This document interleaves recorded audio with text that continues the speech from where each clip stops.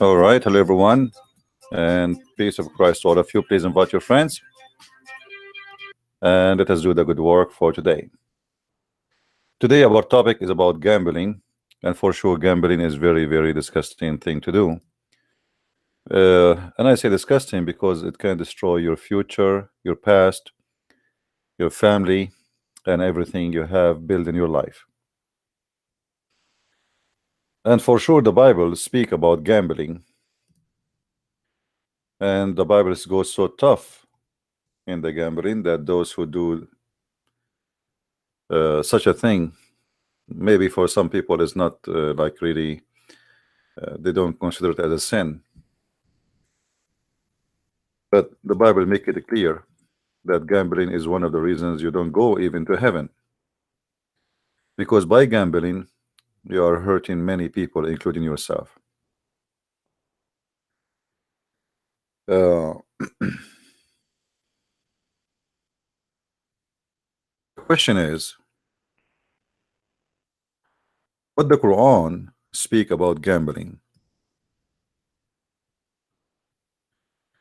I always find the Quran trying to copy the Christian teaching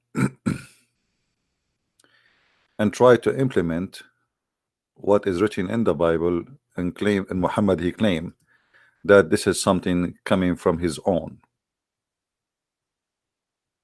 But for sure, as usual, Muhammad he forbid gambling in one story, and he encouraged gambling in other story.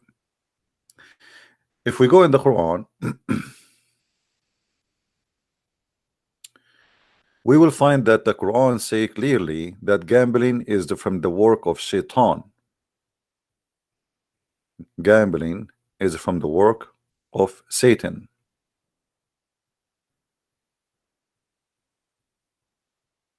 And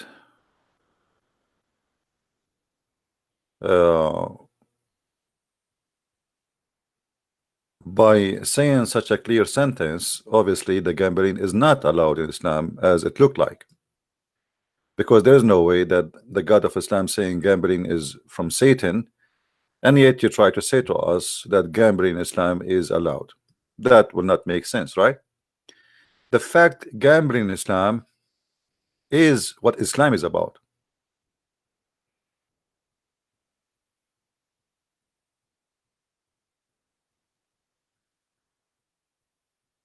While the Bible make it clear that gambling is forbidden, and many other things are forbidden too, the Quran make it clear that gambling is the way to go to heaven. I will open my Skype soon, so if there is any Muslim would like to call us and get me busted.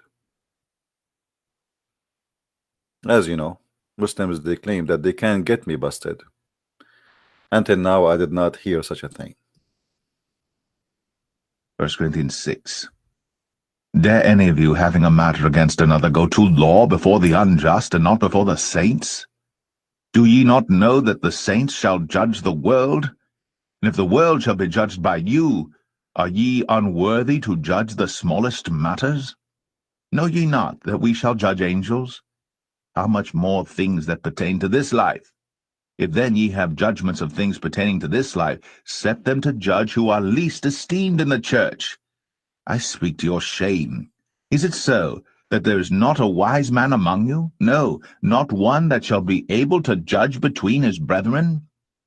But brother goeth to law with brother, and that before the unbelievers? Now therefore there is utterly a fault among you, because ye go to law one with another. Why do ye not rather take wrong? Why do ye not rather suffer yourselves to be defrauded? Nay, ye do wrong and defraud, and that your brethren. Know ye not that the unrighteous shall not inherit the kingdom of God? Be not deceived, neither fornicators, nor idolaters, nor adulterers, nor effeminate, nor abusers of themselves with mankind, nor thieves, nor covetous, nor drunkards, nor revilers, nor extortioners shall inherit the kingdom of God. And such were some of you. But ye are washed, but ye are sanctified, but ye are justified in the name of the Lord Jesus, and by the Spirit of our God. I mean, so here we see that this is made very clear in the Bible what it is right and what is wrong. Now, for sure, you know, we commit sin and we don't make it as a lifestyle. We have our weakness, but it's not the reasoning to make it to adjust our life to make it fit with the weakness. Uh, some they say, well, don't you think that this is extreme? Gambling bring a lot of problems to life of family, society, and others. It's not going to stay only with yourself. Same time, gambling is somebody he is in love with money, and the Bible forbid us from to be in love with such a money, because the whole point of this gambling is not you doing some investment or work and effort. It's just you put some money in the table and waiting and guessing and hoping that you will be a winner, and usually the only winner is the one who owned the casino and you are the fool. So what Islam speak about the gambling? Let me first open my Skype, so in case a Muslim, any Abdul wanna call us, he can call us, to give the Muslims opportunity to explain to us why Allah encouraged the Muslims to do gambling.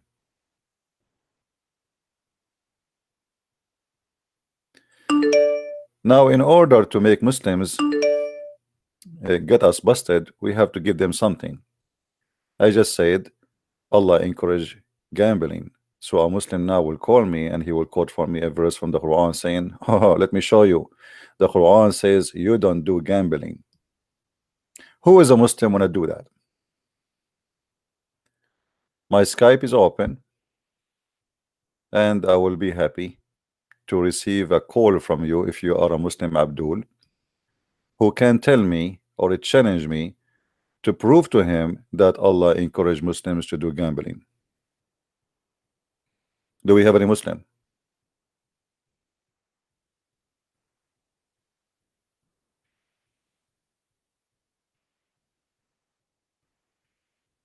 Any Muslim would like to call? I want to apologize from all those who send me messages in Skype saying hello, God bless you, CP, not to answer, because trust me, if you see my Skype now, you will know what I'm talking about. It's endless. So I want to say thank you very much for the message you send me, and God bless you, and I appreciate your support. But forgive me if I don't answer you in Skype.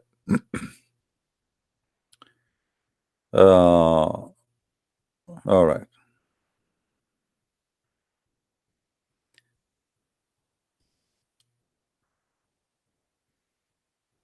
Let us see.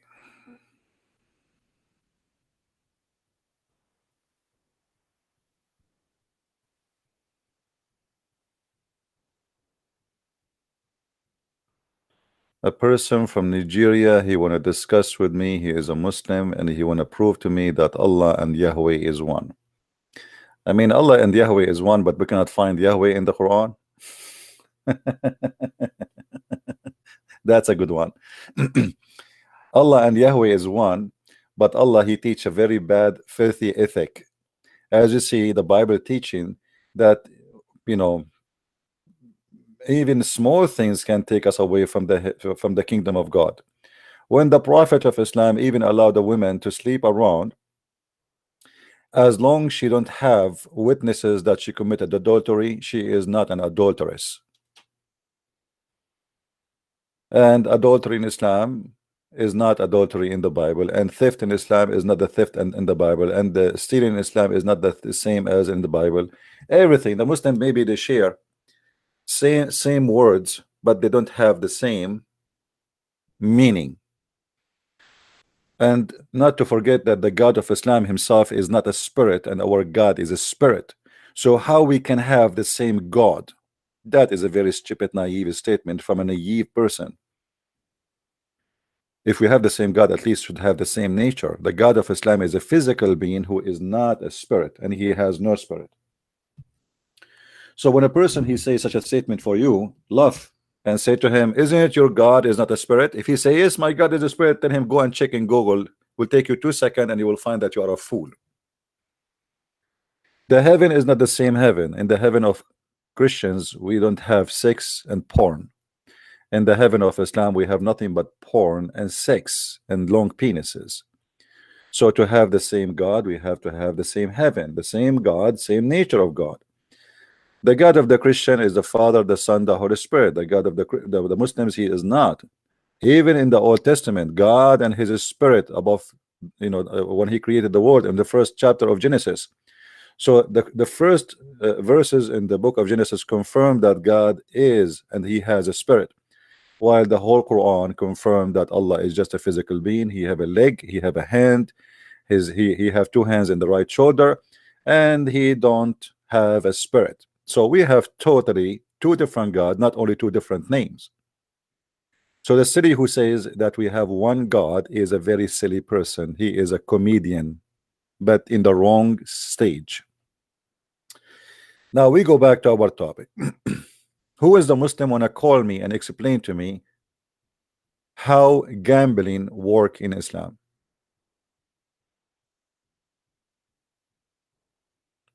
All right.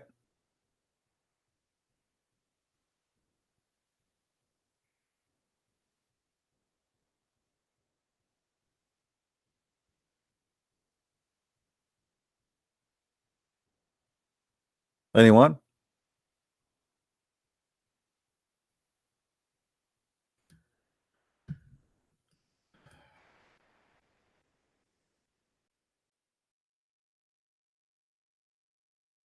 I have a message from somebody claiming to be an ex-Christian.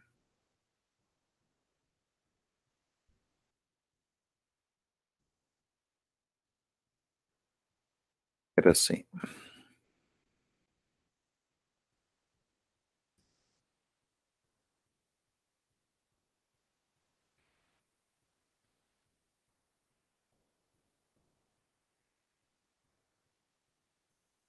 I'm trying to find some Abdul who wanna call us,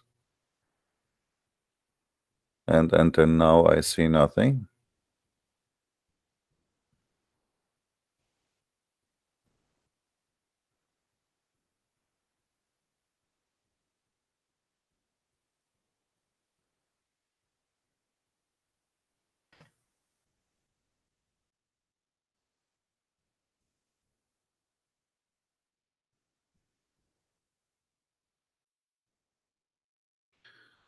Too many texts in Skype.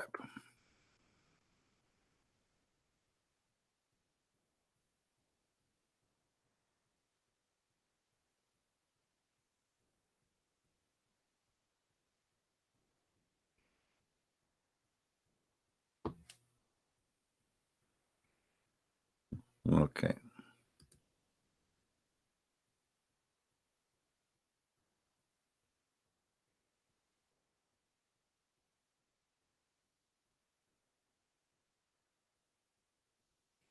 I don't know how I can read all those things here. It's endless. Uh,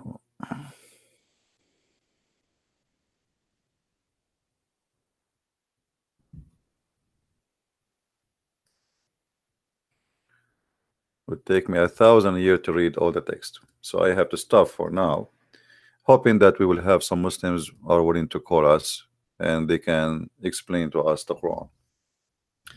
Now, how the Quran teach us to do gambling? If we go to the book, the yellow pages of Allah, we will find the following.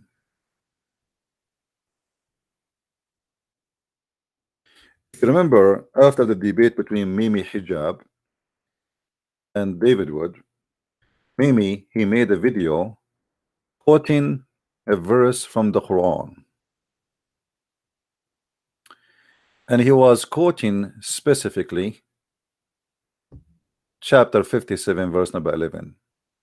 But the same story repeated, not in only one chapter in the Quran. Chapter 2, verse number 245. Let us see this one first.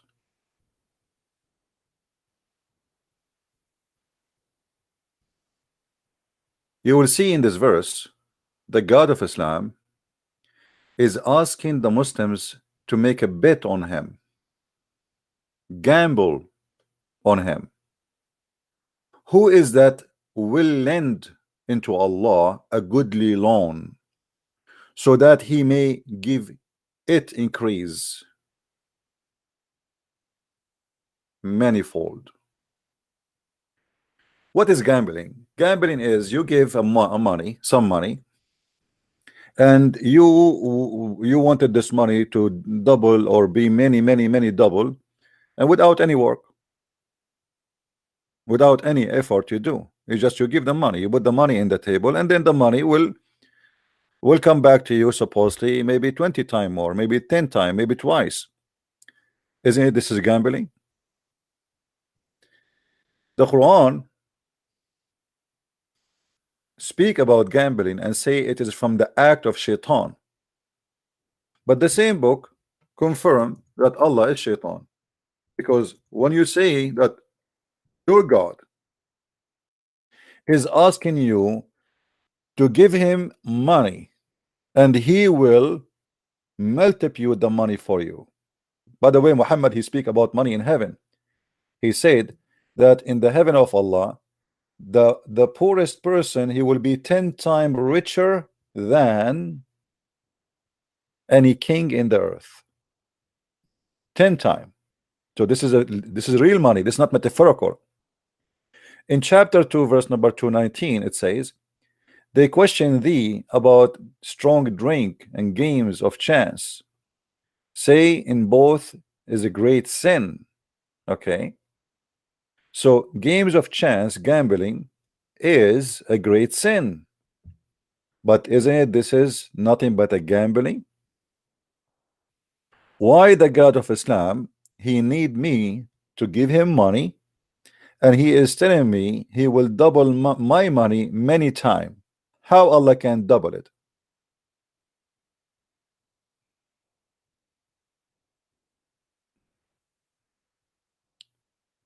And notice here, all what you need is just to give the money. So in one verse says, in the same chapter, that gambling is haram, but in the same chapter it says you can gamble on Allah. You can gamble on the God of Islam. And here Allah is saying to you, Allah will double it for you many times. Who need money? God? How in the world Allah, the God who created supposedly the universe, asking, begging for money, says, who wanna lend Allah alone? Who wanna give Allah alone?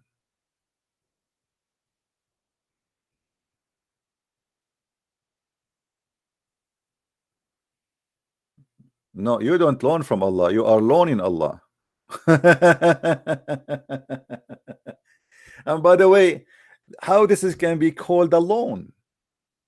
You see, loan is about something, let us say, it have to be paid back. But as you see here, this is not a loan will be paid back as it is. It is a loan will multiplied many times, which means this is nothing but gambling. First of all, is not guaranteed. Second of all, we did not even see the one who is asking for the loan. The one who which I will pay him the money. Who is that? Muhammad. But Muhammad claiming that this is what Allah told him. This is the money will goes for Allah.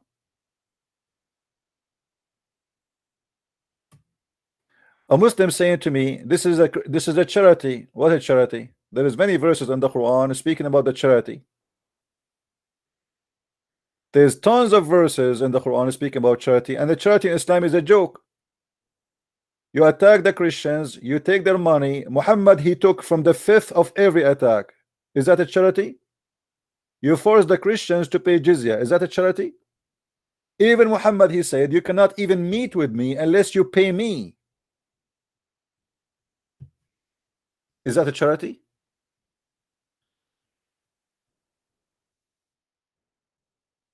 What kind of a prophet? He will not speak to you unless you pay him first. Is that really a charity?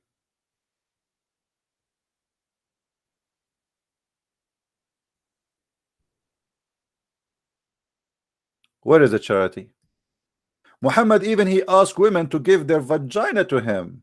وَإِمْرَأَ وَهَبَتْ نَفْسَهَا لِلرَّسُولِ. Is that a charity?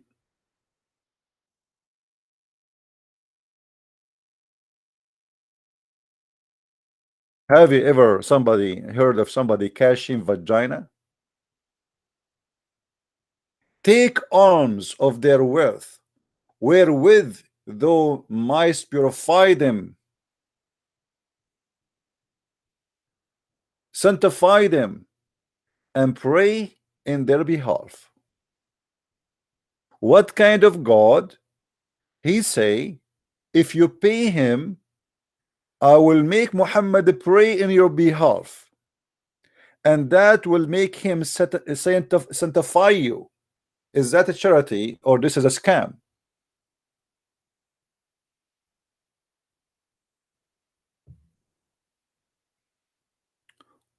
Where is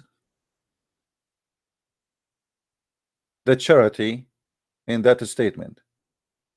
Of their goods take alms, that so thou mightest purify and sanctify them, and pray in their behalf. So your God, your prophet, is like a Pepsi Cola machine. You put some coins, he starts saying, please Allah forgive Christian Prince, he just gave me $10.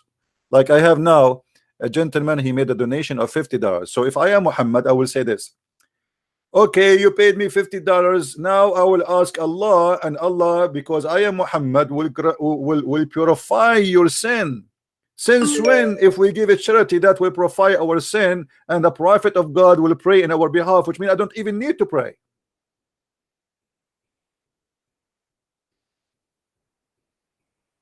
Since when, if you pay me, I will pray in your behalf. So the gentleman who gave me $50 now, he do not need to pray no more. I'm going to pray in your behalf. Don't go sleep. Go sleep. My friend, you just gave them money. I will pray in your behalf now. Isn't it obviously that this is a scam?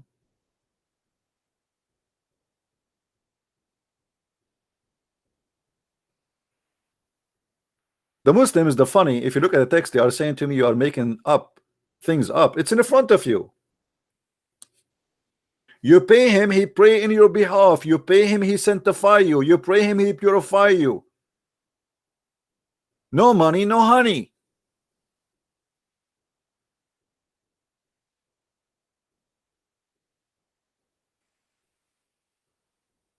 Guys, take it easy in the Muslims. It's okay. I mean, they are Muslims. Please, admin, don't ban them, even if they insult me. Please.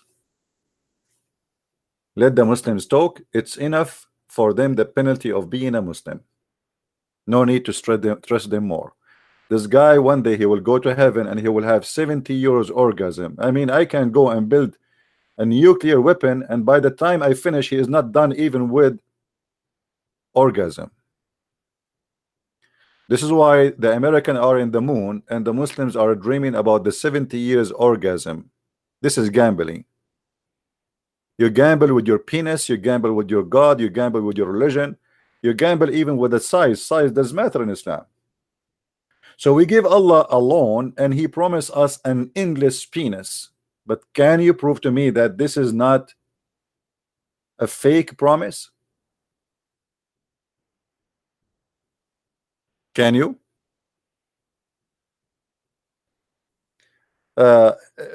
For people who send me text about this kid Nader Ahmed is mentally ill. He is a kid, he is a stupid. So if you are a stupid, send me text about him. I blocked him, yes, because he's filthy, he is rude, and he is a kid. This guy, he made fun of David Wood for he have children's in disability. A person like this is not even allowed to be in my channel.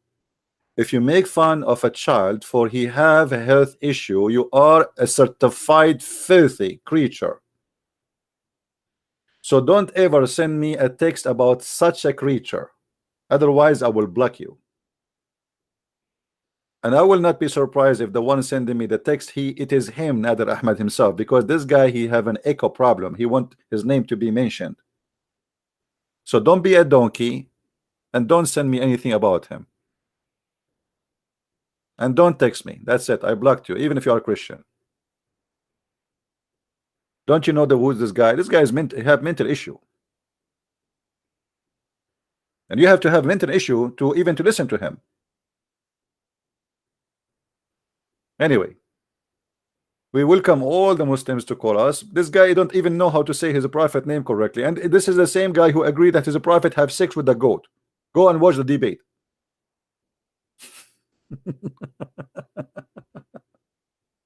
Anyway.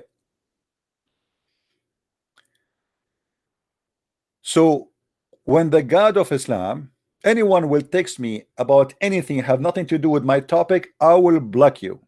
Secondly, if you have a question, you text me in the chat. My Skype only for the Muslims. Don't say to me hello. Don't say to me God bless you. Don't say nice to meet you. I am not opening Skype for this. You can say that in the chat. You are just annoying my screen with a stupid text have nothing to do with my topic. Can't you say to me God bless you in the chat? I mean, do you have to say it in Skype? Skype is only exists for a reason, so Muslims can call me. As simple as that.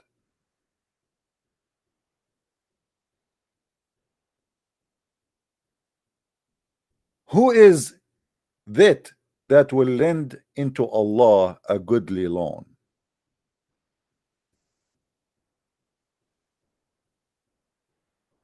Who is a Muslim wanna call us and tell us how we can lend Allah a goodly loan?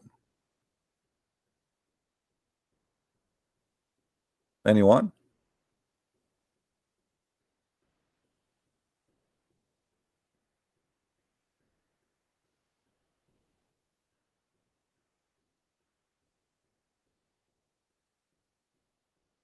Anyone? No, I don't get angry from people calling me, you know that. But I don't want, you know, people. I don't know what's wrong with people. What is the purpose of Skype? If the purpose of it is to communicate me, so why we have the chat active? You can text in the chat. And as though nothing really important for me, why you want to tell me? Why you want to text me? Don't text me. And don't tell me what to say.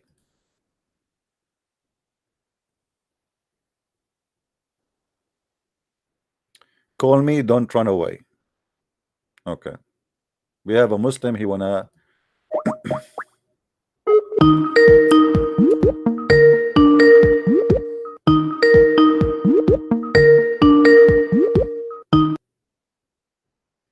Hello. Hello, CP. Yes, Hello, Abdul, yes, how are hi. you? Yes, thank you. I'm fine. You? I'm all right. Yes, So you CP, I are want to talk so you about. are Abdul from Pakistan. Yes, but no, I'm not Abdul. My name is not Abdul. So you are what? Aren't you a Muslim? Yeah, yeah. Okay. So what do you think about gambling here? Yes, this is about G. All right. Let me block your IP. Silly, stupid people. Imagine this kid one day he will have a wife. Just imagine. Anyway, who is a Muslim is willing to give us a call and tell us what kind of God this God is? Muhammad, he promised 10 of his companions to go to heaven. And the number one companion to go to heaven, which he made him caliphate after him, is the one who gave him a lot of money. You see, when they have elections in many countries, including America, if you are a businessman and you donate to Donald Trump, if Trump he won, he will give you an offer to be an ambassador for him, let us say in England or France or Japan. What do you like to be? That is in return for your donation. He cannot pay you back money, but he can give you a job which is, you know, very important. You will be called ambassador of America, with all the pleasure will come with it, where you can be a person, a diplomat. You don't go through the airport with check. You have bodyguards, you have security, you have, you know, you live like simply you are the king who present America as a king in different country. Allah here, he cannot do what a Trump can do. Trump, he can give you a job for sure. What we have here is a promise of a God. There's no guarantee that he is even exist or he is even talking. So the money which we are giving right now is going to go to the pocket of who?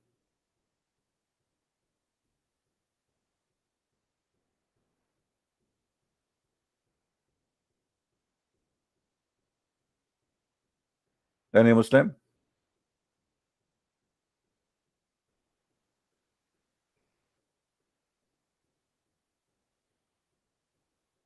Any Muslim have an answer? This money is going to go to who? Do Allah cash money? What kind of God he is begging for money? Give Allah a loan. And you will notice that this God, he continue repeating the same statement all over the Quran, not only once, not only twice. Chapter 57, verse number 11.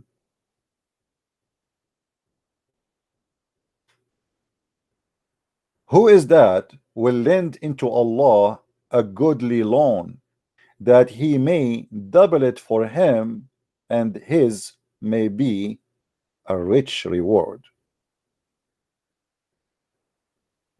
We are talking about God. You see, charity is something, and such a begging for money, claiming that this is going for God, is different story. The Muslim, they claim that Muhammad, he was a very, very poor man, which is, I find that very funny.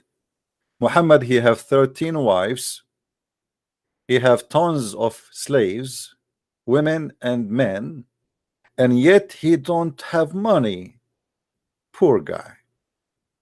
Can you afford to have 13 houses and 13 women, and they have their, each one of them, she have many maids?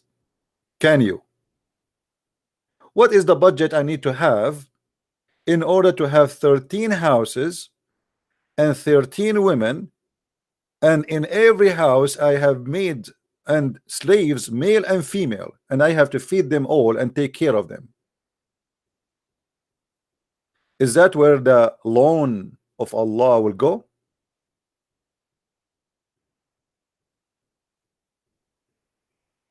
Will Tunisian call me and tell me where Muhammad he got his money to cover the cost of his family?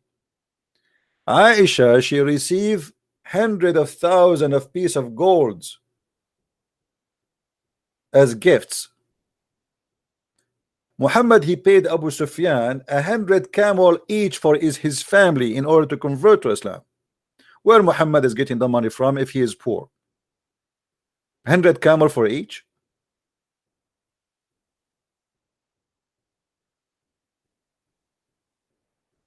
And gold and silver? Where the money is coming from?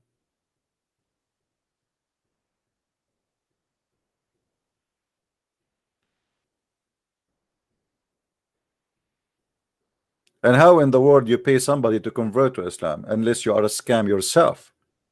Imagine Jesus paying someone to say, I believe in you.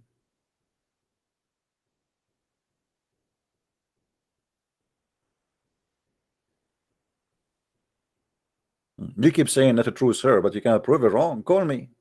Not a true sir. Not a true sir. Not a true sir. Not a true sir. It's like you are a copy paste machine, and all what you have is not a true sir. Do you have something else, or this is the only thing you can repeat?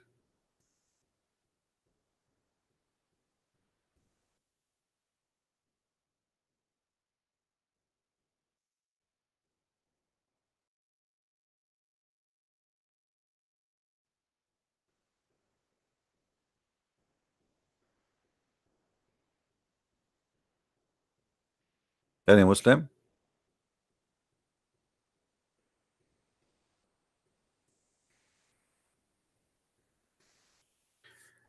A person who is poor, he will not be able to purchase slaves and to feed the slaves.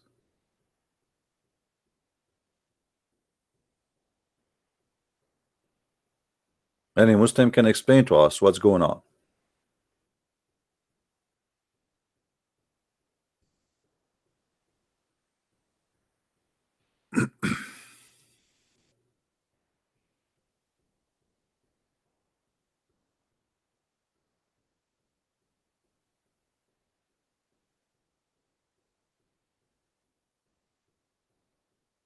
Anyone?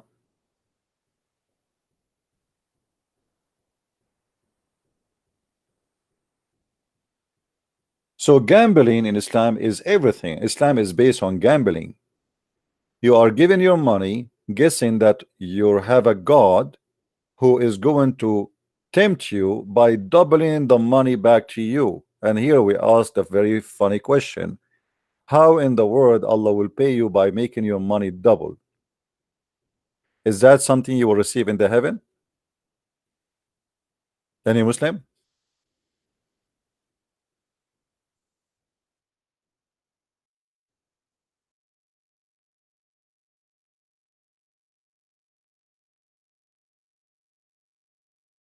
Any Muslim want to say something?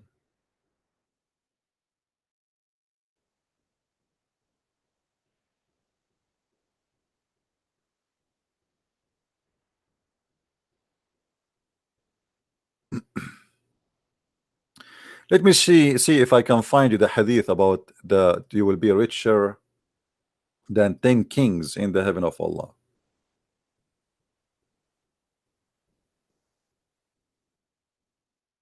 Here we go. We better read it from Sahih Muslim, so the Muslim will not say this is, and this is Sahih, so they cannot say, as you see, you know, repeat it many places and it's an accurate thing. So look what Muhammad he claim, and he teach his followers, trying to fool them with money, tempt them with money, making them gamble on him, gamble with their life, with their money, with their goods, with their children's.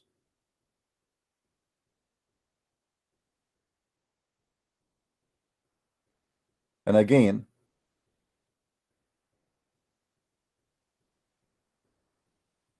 Muslims cannot say this is not Sahih, as you see.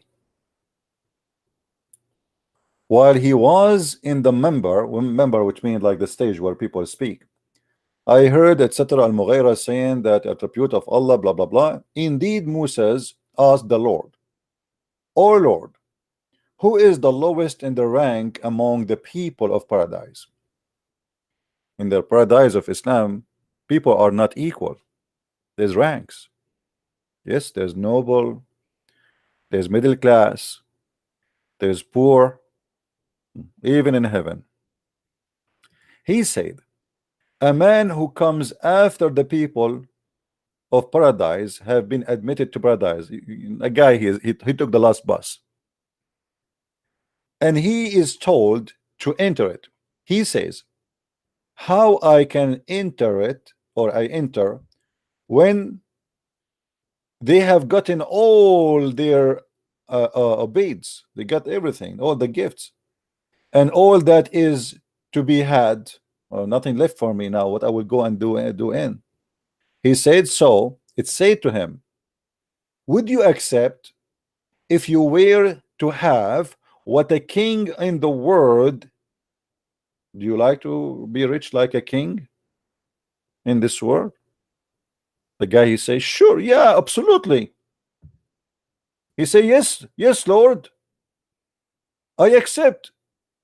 So it said to him, then this is, and it is like, and it is like again, and it is like again. So he says, I accept, Lord, I accept, Lord. And he said to him, then this is for you as 10 like this, therefore.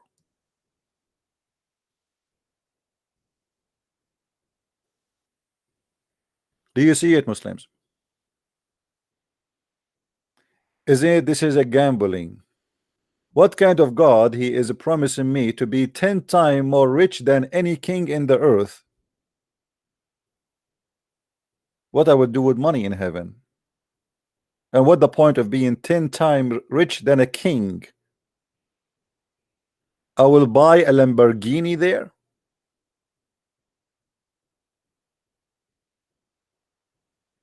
I will have 10 Ferrari.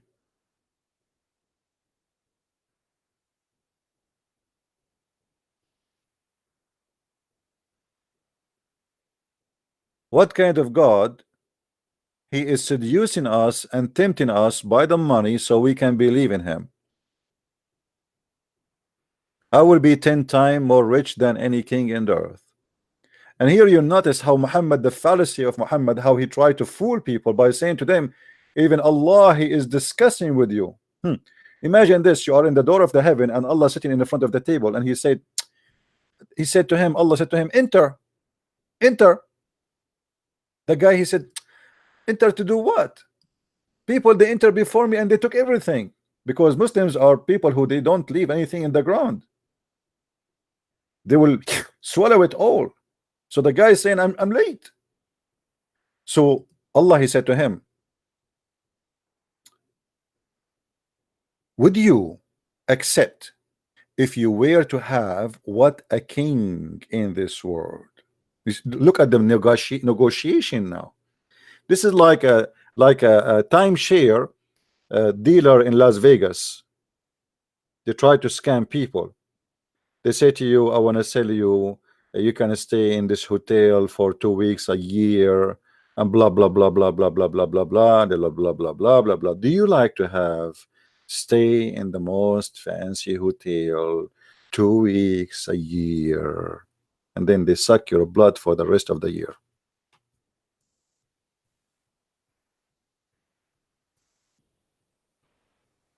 Isn't it? This is a gambling. So now we give Allah a loan, and then the loan, if we give him money, Allah will return it to us, and he will make us 10 times more rich than any king of the kings of this earth.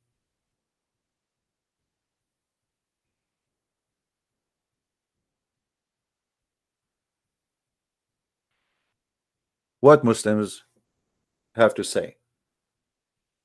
And not only that, the deception goes far and says here, indeed, you shall have this, and whatever your soul desire, and whatever delight your eyes. Here Muhammad, he made a big poo-poo. Anyone understand why he made a big poo-poo?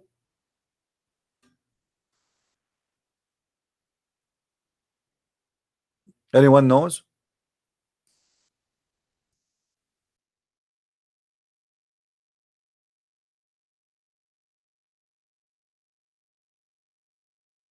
Big, huge poo-poo. How Muhammad, he claimed that the heaven of Allah have ranks, and everyone who go to a rank which fit with his deeds, and then you say to the lowest man, whatever you wish. Okay, I wish the highest rank. I mean, this is the most stupid statement from a prophet making poo-poo, not doing teaching. If we go and we look in different hadith, let me find you the hadith. Muhammad, he said the following.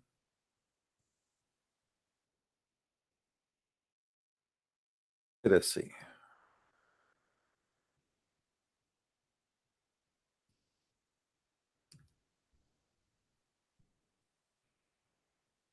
Read carefully with me, my friend.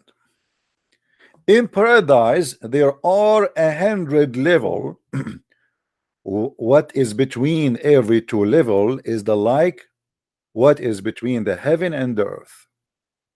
Al-Firdaus is the highest floor. So Firdaus, the word Firdaus, is a name for the highest floor in the level, which means floor number 100. Are made to flow forth So when you ask Allah, asking for Firdaus. So if you want to ask for Firdaus, my friend. Don't ask for the first floor or basement. I mean, but look, this is a total contradiction with this statement. If Allah, He promised me whatever I wish, that means everybody will be in the Firdaus and nobody will be in the first and the second and third and 10 and 20 and 30 and 50 and 80 and 90 floor.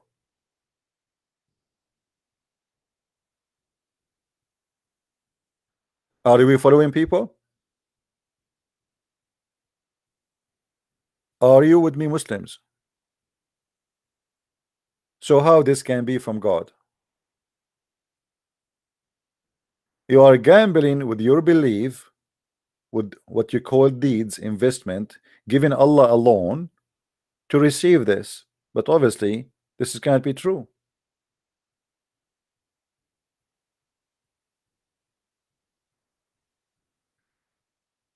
Muhammad is schooling us about going to heaven, but he himself is not sure even if he will go to heaven or not.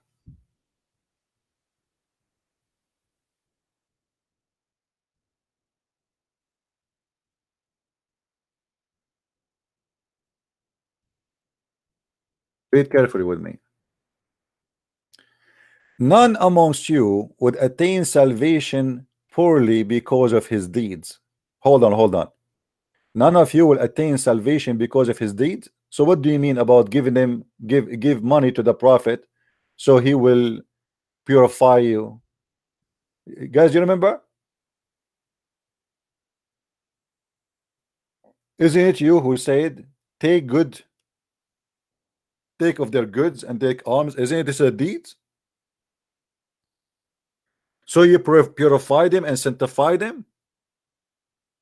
Is it you who says the one who gave Allah alone, he will go and Allah will debit for him in, and he will take him to heaven and he will make him 10 times more rich than a king?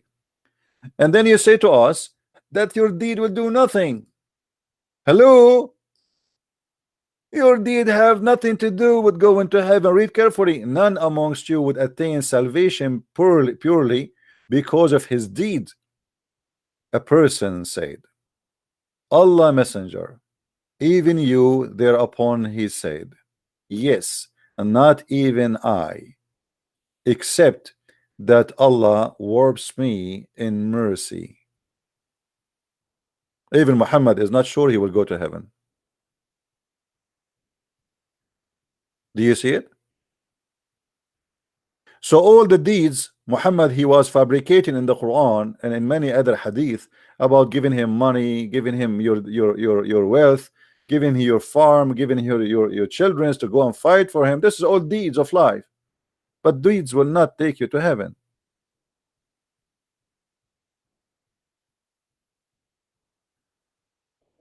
So what is going to take you to heaven? That's mean all the promises we saw in the Quran is nothing but fiction.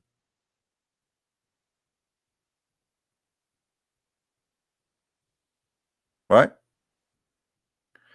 Also funny, if a person die, a Muslim or atheist or a Jewish, Mr. Prince, according to you, let me show you this text here. Hold on.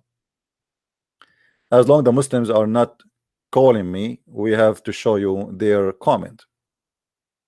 Also funny, if a person die, a Muslim or an atheist or a Jewish, Mr. Prince, according to you, isn't it the same thing if you do, I don't know, Joe, one of them believe, I mean, I think you mean don't, one of them believe and accept Jesus, Son of God?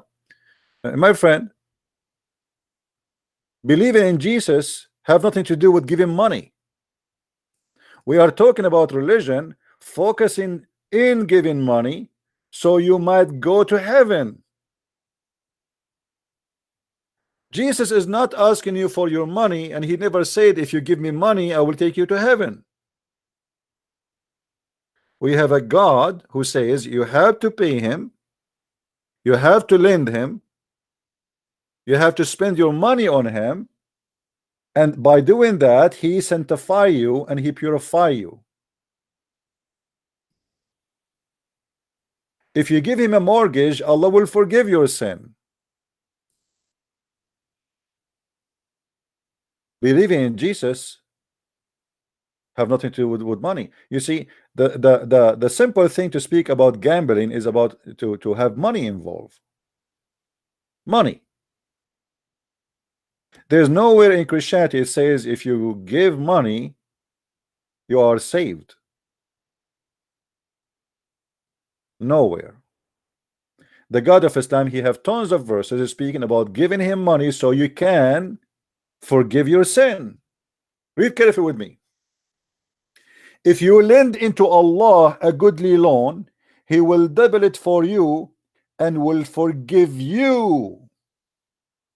Chapter 64, verse number 17. Isn't it clear that by giving Allah money, your sin is forgiven? Or I'm making things up? Now you show me where Jesus says, give me money, I forgive your sin. When we speak about gambling, we are talking about money.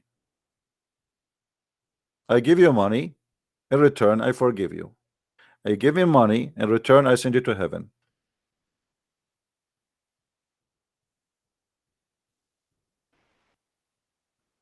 Don't you see it? I don't say things without proof.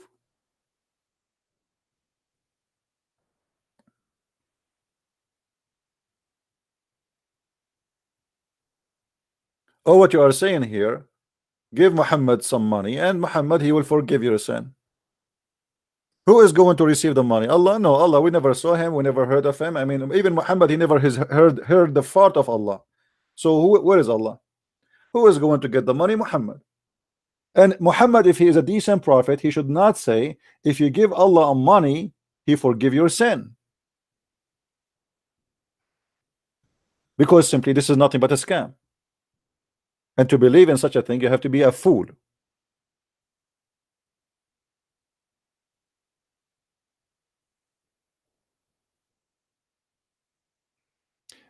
Be careful in the text. Anyone attack the Catholic, I will ban you from my channel. I don't like stupidity in my channel. Catholic are Christians. And there's many people, they practice a scam from all the churches. They are the same as Muhammad. So don't go there. There's many like Muhammad. Jesus said, many they will come to you in a clothes of sheep, but they are wolves.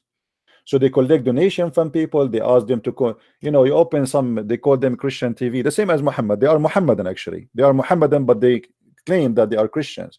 Call right now. Call right now and receive the blessing of God.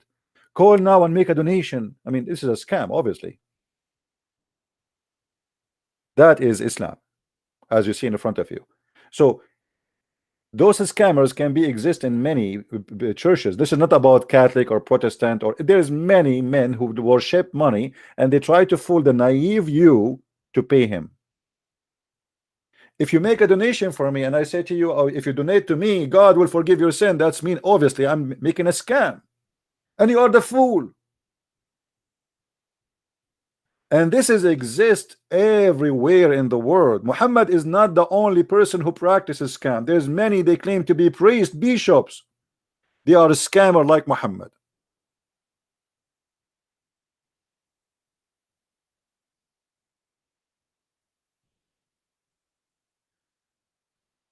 Now, do we have any Muslim here would like to call us?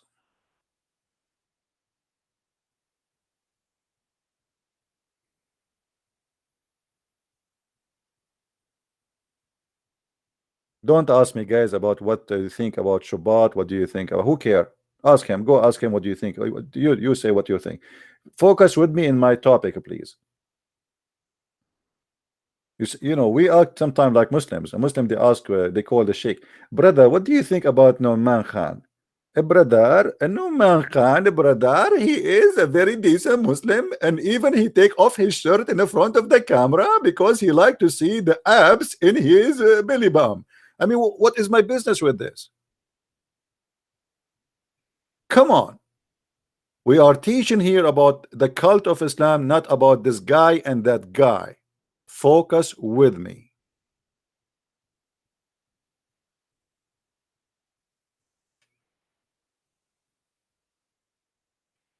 Do we have any Muslim here would like to tell us something good about Islam?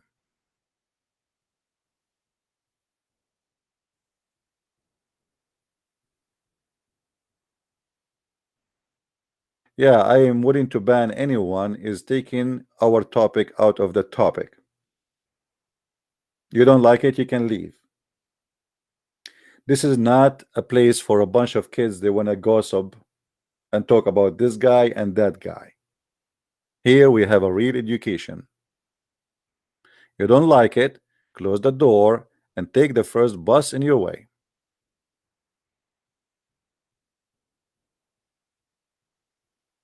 Any Muslim, why so angry? Because I am jealous from my God, my friend, and you are not. And obviously you don't care. You think this is a place here for a chit chat. Take hike. I just ban you for asking me why you are angry. To prove to you that I am not angry, I just ban you because you are taking me out of my topic. Bye bye. Take a hike. Do we have any Muslim here would like to call us?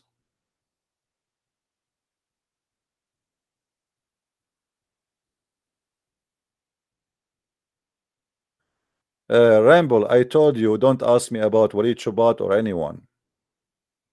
I don't know what are you talking about, and not of my interest. My topic is Islam. You ask me about things have nothing to do with my topic, I will ban you. That's mean you are a child and you are not mature.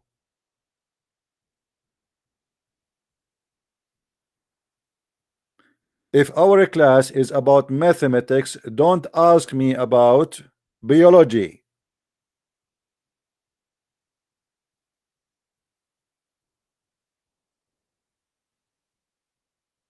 And I am not here to speak about this guy or that guy. I am here to speak about a cult. It's called Islam. Do we have any Muslim have something to say? Why you need to give Allah money in order to forgive you by paying him?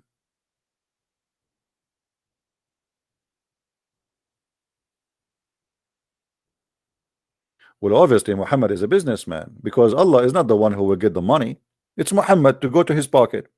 And now Muhammad, he is telling them clearly that if you pay me, I forgive your sin.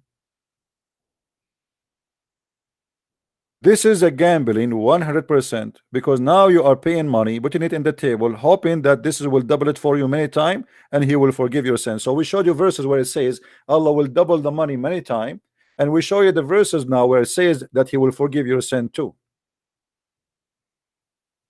And this is nothing but gambling.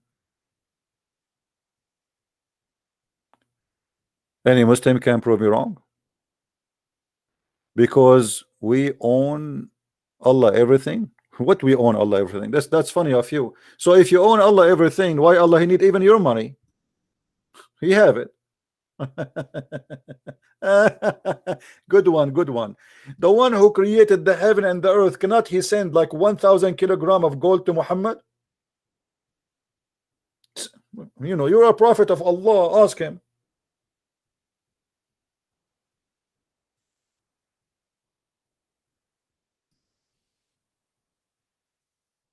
Thank you. The funny here, it is Allah is begging for money. It's not even Muhammad supposedly. Is that correct?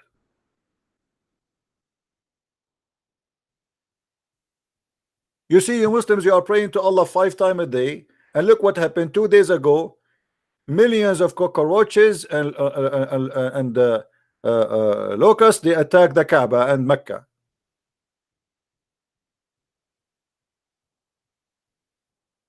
And the funny, the Muslims always they have their own logic. They say, oh, because Saudi Arabia today are not following Islam, but this has happened every year since centuries, since Muhammad time. And if Allah is going to punish you for doing bad by attacking his house, that means your God Allah is stupid. If the crown prince he is doing something wrong, and this is why Allah is angry, then he should send the cockroaches to the house of the prince, not to the house of Allah. But you are talking to who? You are talking to a illiterate nation. Imagine I am the one who made Allah angry, but yet Allah he sent the cockroaches to Mecca. How weird is that? Hey, Allah, Christian Prince is here. He don't live in Mecca. Send the cockroaches here. I never saw a cockroach in my house.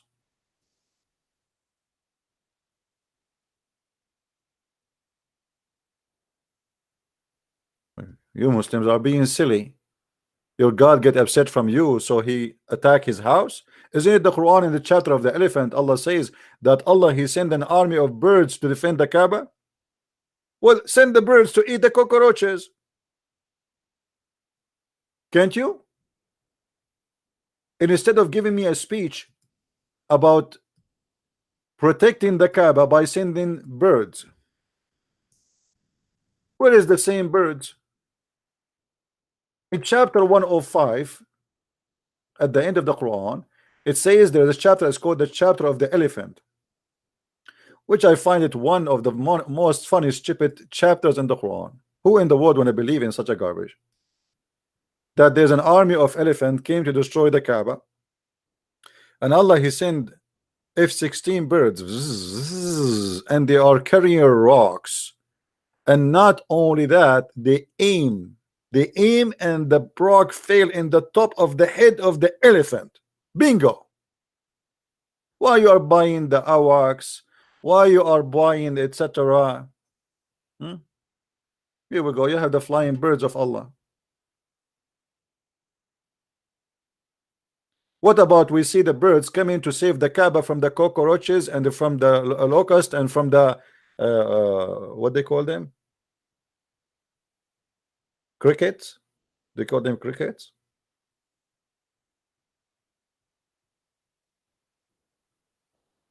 Maybe Allah he need a loan so he can buy DDT or a spray to spray the cockroaches. Now we got it. I was wondering why Allah he need the money. Now we know it. Allah he want to buy some spray to fight the cockroaches around the Kaaba. That makes sense.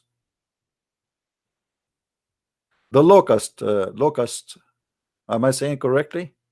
No problem. If I don't say it correctly, you know I am an Arab.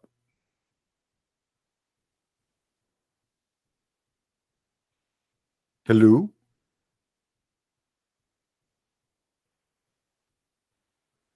Do you think Allah here is just trying to buy some equipment to fight the infection of the Kaaba?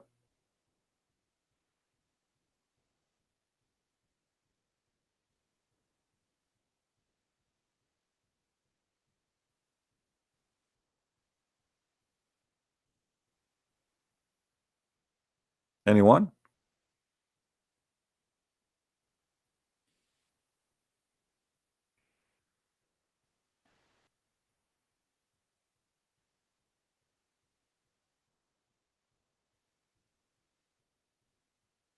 Hello? As you see, Islam is based on all of it is based in gambling. When Muhammad he said in the hadith that there is no guarantee for you to go to heaven, and it's gambling, even him he is not sure. Actually, Muhammad he said in different hadith something is more funny and more crazy. Look what Muhammad he said.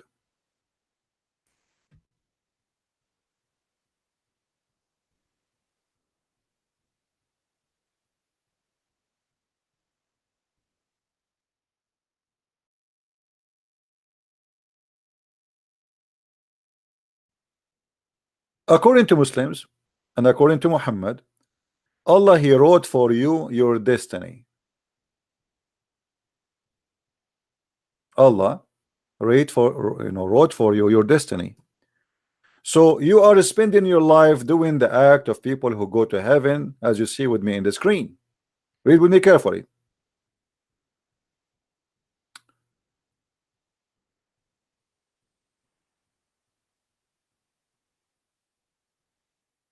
A man he will do the act of people of heaven until he is in a distance of 1 cubit or nearer to heaven. Then what Allah wrote for him is going to change his destiny. Read and love. And by Allah, Muhammad is swearing now by Allah. When Muhammad he swear, that's mean big poo is coming. By Allah, a person among you may do the deeds of people of fire till there is only a cubit or an arm breadth distance between him and fire. So what happened now? You are doing the act of fire, people fire. What does that mean? You don't pray to Allah, you don't do jihad, you don't hate the Christians, you don't rape women, you don't kidnap, you don't join ISIS. That's bad. That's mean you are a bad Muslim. And then, but then that is written by Allah, the order of the angels he gave to the angels when he created you. Proceed, and he does the deeds of the people of paradise, and he enter it. So this is gambling, because it doesn't matter what you do, it's what Allah wrote for you. So giving a loan, you don't give a loan, you pray, you don't pray, you convert, you don't convert, it's a stupid religion. It's what Allah he wrote for you when he created you is going to happen. Do you see it? Isn't it? This is a pure gambling.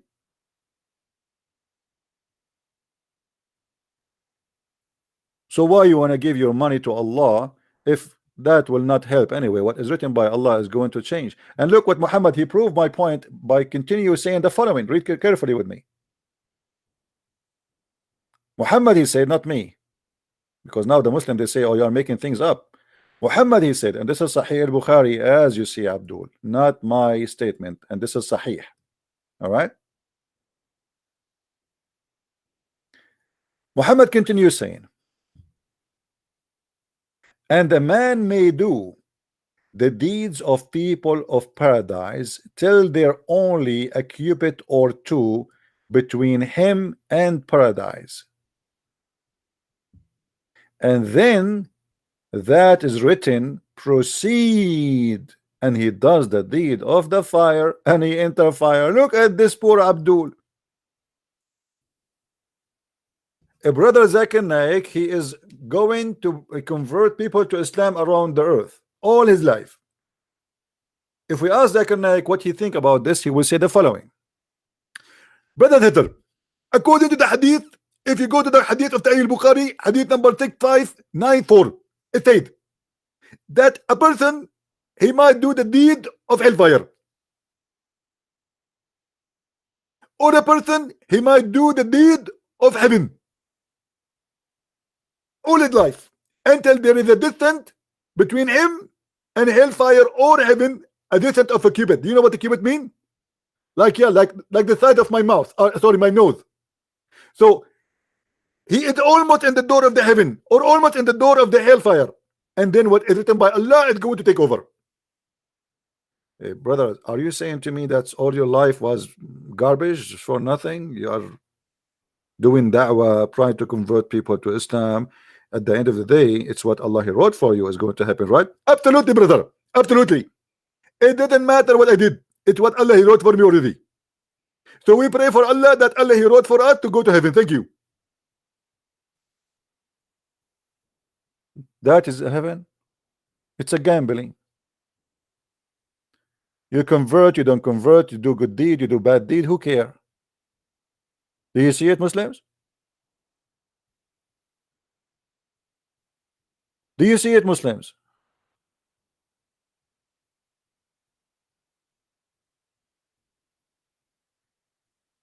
This is a religion. Las Vegas is better. Las Vegas, at least if you play card, you have a chance of 4 to 52, right? How many card the card? 52. You don't have a chance at all. This is gambling, pure gambling. There's no chance at all, because here you don't know even what's happening. It's what Allah he wrote for you already. It's not what you do, it's not how smart you are, it's how you play. It doesn't matter what you play. What matter is how Allah play.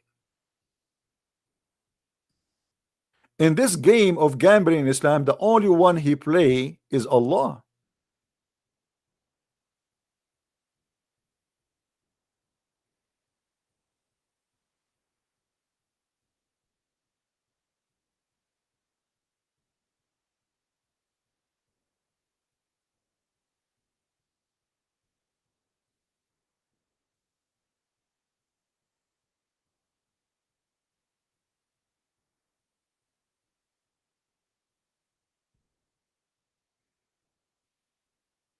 Any Abdul?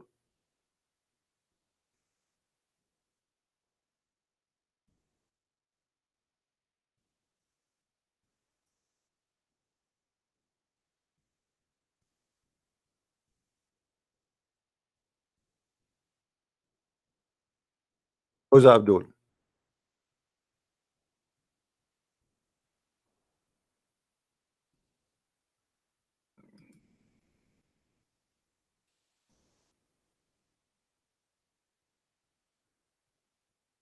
As you see, not a single Muslim dare to prove me wrong that this is nothing but a pure gambling. There's no salvation in Islam. There's no guarantee, and there's no point of doing even bad deed or good deeds, because it doesn't matter. You do bad deed, you do good deed is not really what that will make you go to heaven. It's what Allah He wrote for you. How stupid this cult is.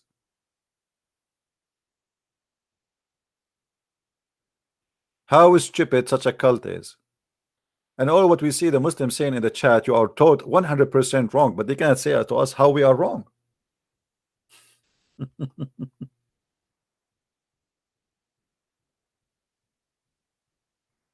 Hmm? How we are wrong. I'm showing you what your prophet said. Are you saying your prophet wrong? It's not me who's saying that. It's your prophet. Your prophet saying it's a game. Only Allah play in this game. It's not you. Allah He made a gambling. He put your name in His roulette. And if your name come in the, because Allah He hid the black color, as you know, if your name come in the black, you go to hell. If your name come in the white, you go to heaven.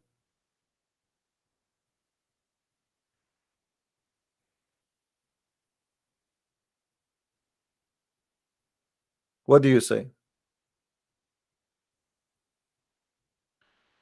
If this is religion, what is stupidity? I mean, at least bring us something can be considered as, you know.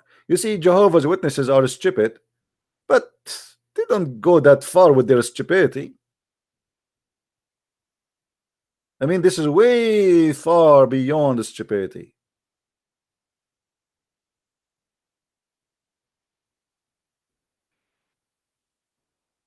Any Abdul?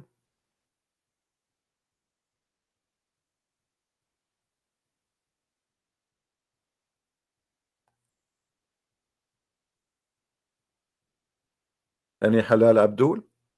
By the way, it's halal to call me. Skype is halal because in Skype they don't use pork. I mean, look at this religion. They allow prostitution. They allowed temporary marriage. They allowed gambling to spend your money on Allah, and maybe you will win and maybe you will lose, because it doesn't matter whether you give him money or not, still he's written for you your destiny. They allowed child molestation. They allowed child rape. But then they don't eat pork, my friend. They are good people. We don't eat pork. A'udhu billah. A'udhu billah. When I was, you know, after I finished my, like, you know, I was with the army, and there's a Abdul. He worked there.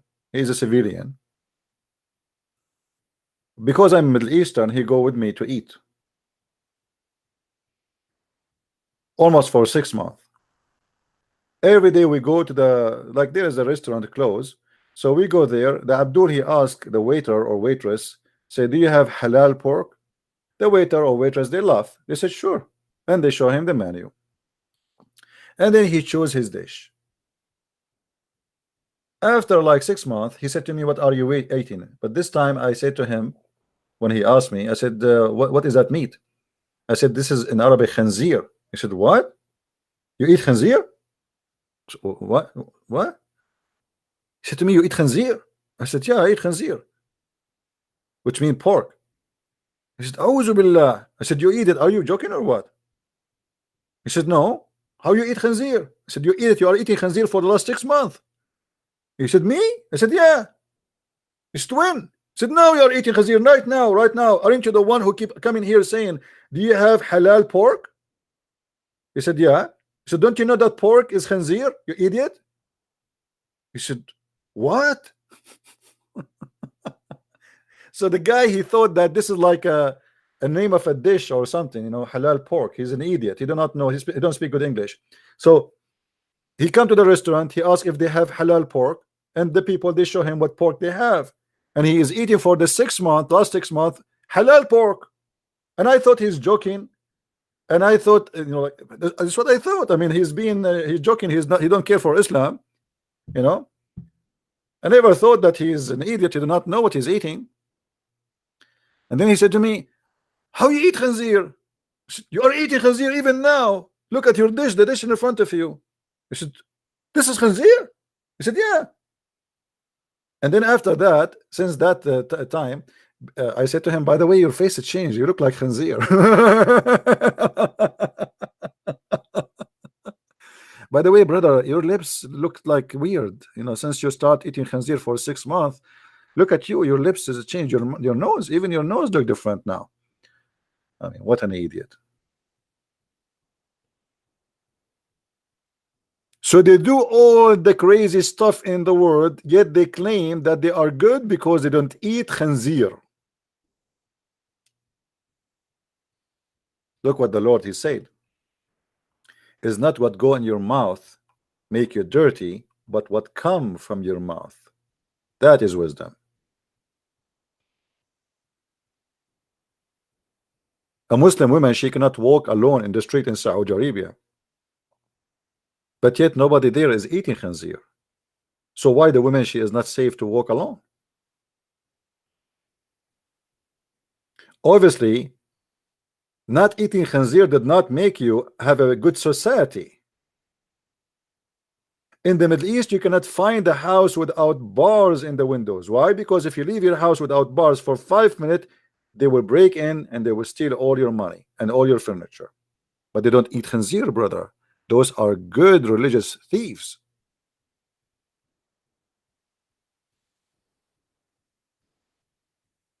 So the Muslim, they school us about ethic and what is right and what's wrong. But if you go and live in their countries, nothing right there. Even the grocery store is a scam.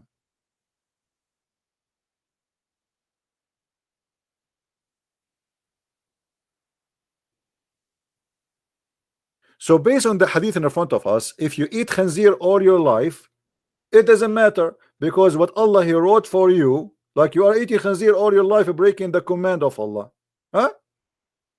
And then almost you are in the door of hell. That then what Allah he wrote for you proceed, and you go to heaven.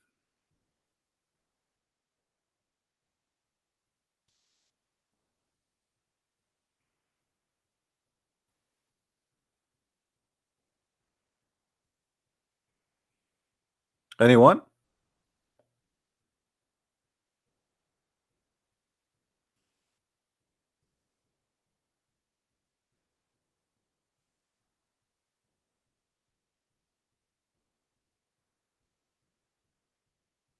Mayday, Mayday. Any Muslim? Yeah, for sure it's haram to call me, for sure, haram.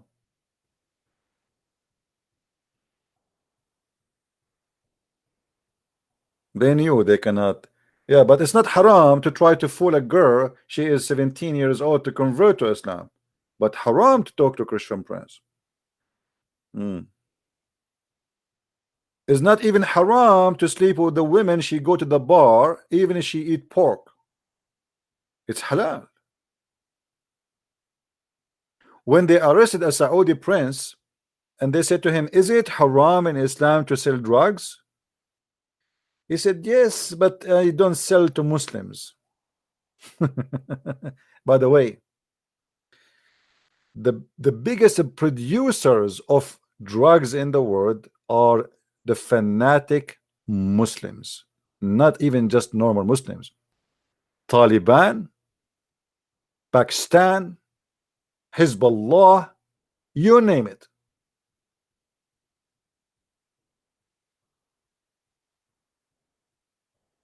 Actually, more than 90% of the fund of Hezbollah is coming from drugs.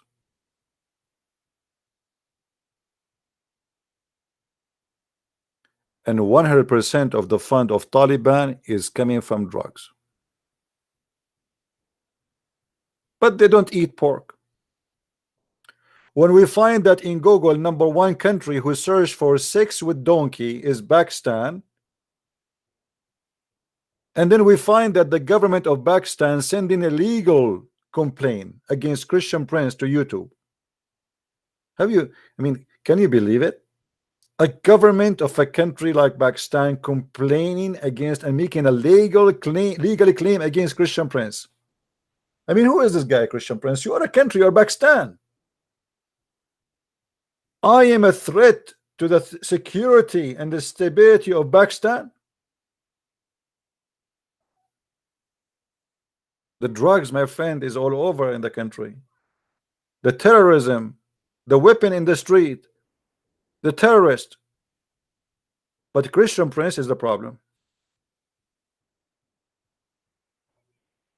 What is the claim? I receive emails from YouTube. They have a long list of videos made by me saying we receive a complaint from government. And I was reading to see first, because in the beginning it doesn't say which government. I was reading to see what is that. I mean, what government? You know, in the beginning I was like, what, USA government? What is that? And then I start reading and going down, and then it says the government of Pakistan.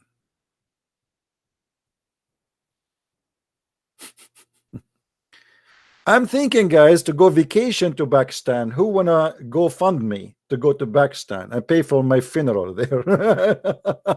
You can imagine how many beloved Pakistani Muslims will be waiting for me in the airport. Unbelievable. I can guess maybe 10 million, 20 million. Yeah, but somebody have to pay for the funeral. The Muslim, they will not pay for it. It's haram. I mean, after they cut me pieces, somebody have to, come on.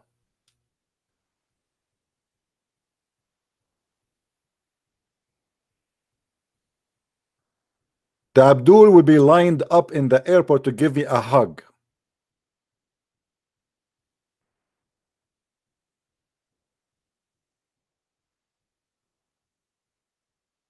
This is how weak this cult is. They need the protection of government. This religion, their God cannot do it. What about God? He do something to stop me. I'm doing this for what? Long time ago, more than a half of my life. What about Allah? Do something, kill Christian Prince. Not now. I mean, you are late now.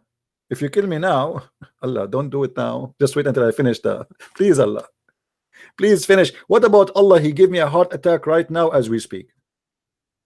What do you say, Muslims? Because that will be a miracle of Allah if something happened to me right now as we speak. Can your God Allah, the God of the shish kebab, shut me up? Hello? Guys, I have my heart. My heart. Yeah. Actually, no, I just saw a beautiful woman walking from front of the window, and my heart started beating for her, the same as Muhammad. My heart flipped for you. And she's married, by the way, like the Prophet when he said to Zainab, she is married. Hey, Zainab, my heart, praise be to Allah, the one who flipped my heart for you. I mean, your God, Allah, He can make a flip, the heart of Muhammad a flip for a married woman, but He cannot make my heart a flip to stop me from exposing him. Zainab, Zainab, where are you? Everybody waiting for you. Everybody falling in love because you are so big and good for barbecue. Zainab, Zainab, where are you? The Prophet Muhammad crazy about you. He was crazy to the point Allah He sent a message about you, and He said, don't worry about it. She is going to be just for you. Zainab, Zainab, where are you? That's amazing. God for you. And what make it more funny, that Zainab, she claimed that each time her husband he tried to have sex with her, Allah He bite his penis. Ouch. I'm so glad I am not the husband of Zainab. Have you ever heard of such a miracle? The poor husband, because Muhammad now he flirt with the wife. Just because Muhammad he flirt with the wife, Muhammad he like her, the husband now he want to sleep with the women.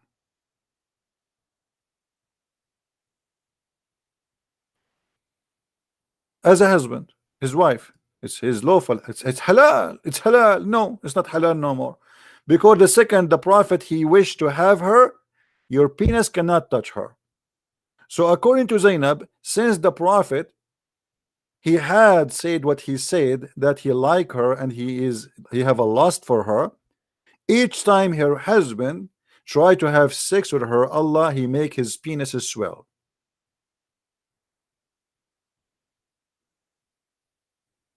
And you are saying to me Muhammad has no miracles? Even his miracles involve the penises of other men. Muhammad, you like your wife, your penis go swell, go balloon. Oh, don't touch it, don't touch it, it's hurt. I told you, I told the brother, I told you, if the prophet he like your wife, your penis will go balloon. And the funny, this is written in their books, written by them, reported by them, printed by them, given to us by them. And then the Muslim they say to you, you are a liar. Who is the Muslim? Wanna call me right now and I will show you the reference.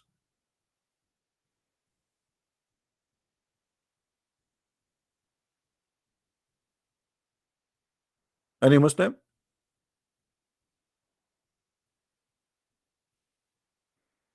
Who is a Muslim wanna call me and challenge me?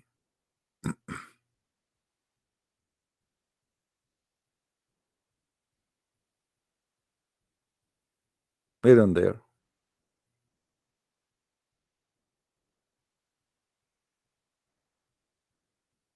Yeah, we show it many times. As you see, this is very stupid cult, and in order to believe in it, you have to be a stupid fool.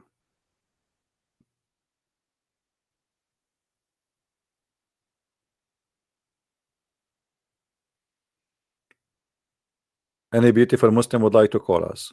Any handsome Muslimah? Now, by now, you learn why I say beautiful Muslim and handsome Muslimah, correct? Who remember why?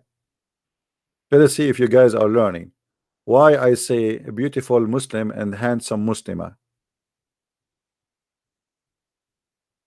Why I always say that. I'm not insulting, by the way.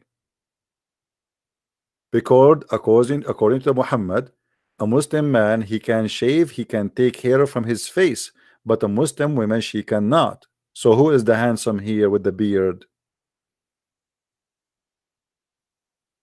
Have you ever heard of religion like this? Women, if she take hair from her face, Allah will curse her.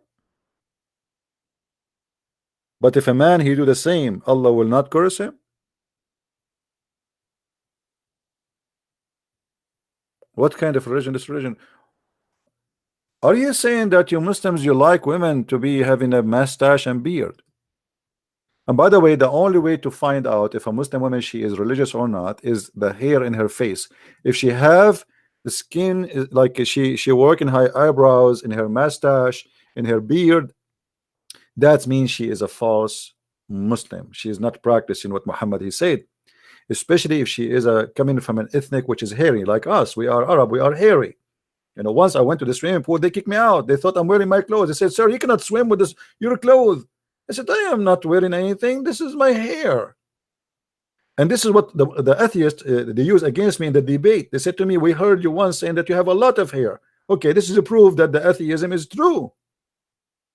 Monkeys and hair makes sense. And I lost the debate because of that. What I can do? I mean, this is a mistake. I should not say, but it's too late now. It's recorded. So a poor Muslim woman, she cannot take hair from her face. Why?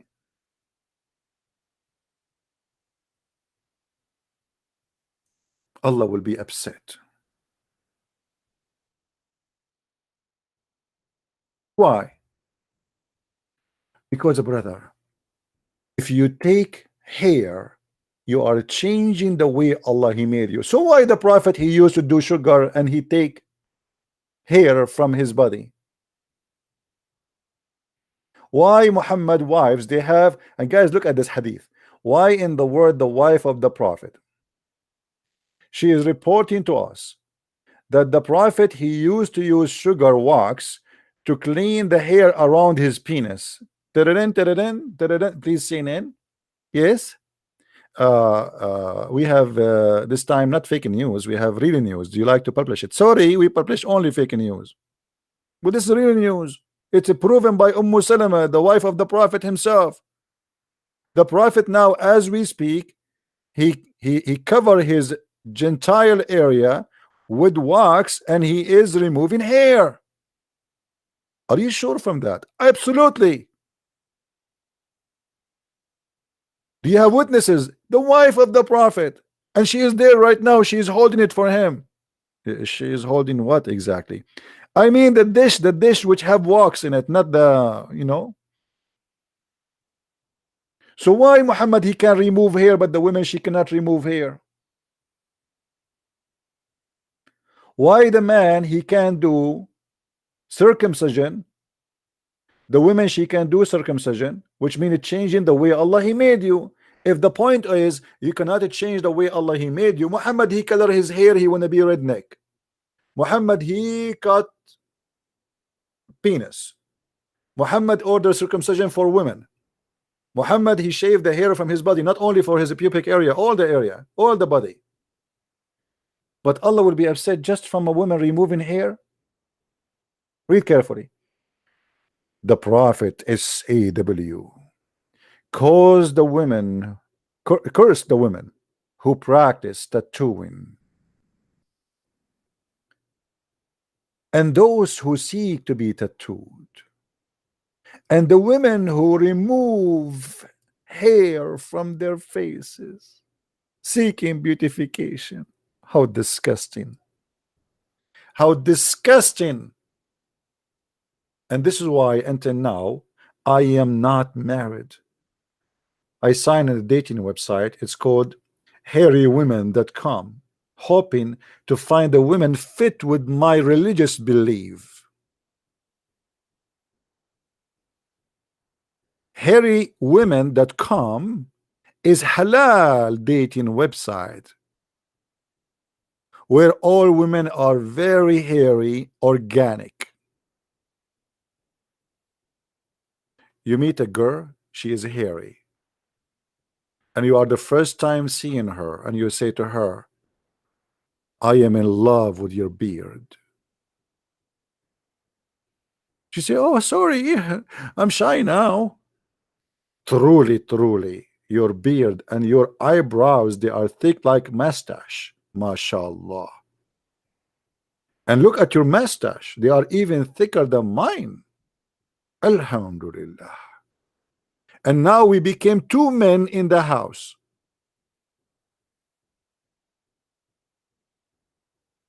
This is a religion?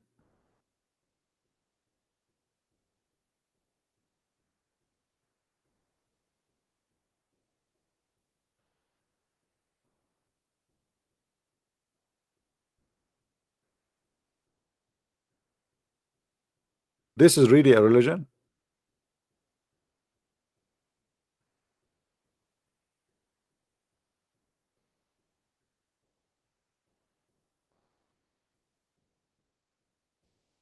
What do you think, guys, about the website hairywomen.com? I'm sure some of the Muslims now, they are looking for it. Trust me, not even one Muslim he want to marry a woman she is hairy. Hypocrites.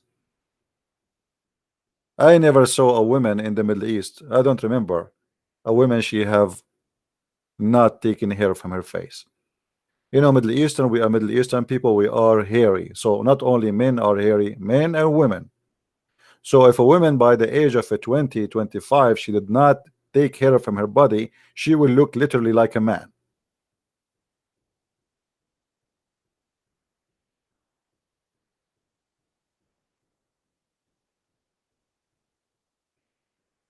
Like maybe you know, blonde white people, they have a lot less the hair in their body, and maybe even they don't even have hair. But this is not the case for us. And by the way, it kept me warm. Like now it's -8 outside, and even if my heater is off, This is called the evolution. By the way, the atheists, they say that you have too much hair because this is the evolution. Well, the Middle East is hot. We do not need hair. But people who live in Europe, they don't have hair. Hello. Based on this, European people, should look like a bear, and we should not have hair at all, because in our countries we are coming from, it's very hot. But it's the opposite. Let it go. Let it go. I mean, you are too much.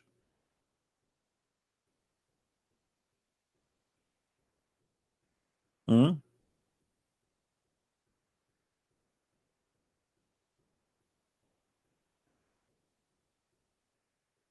Any Muslim have any comment? So if a Muslim woman, she do remove hair, she is gambling with her salvation now.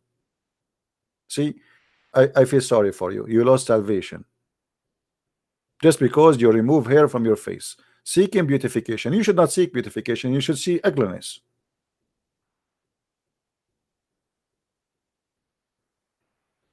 About share? What? I don't know what I understand the client. I don't know what you mean. Do we have any Muslim here?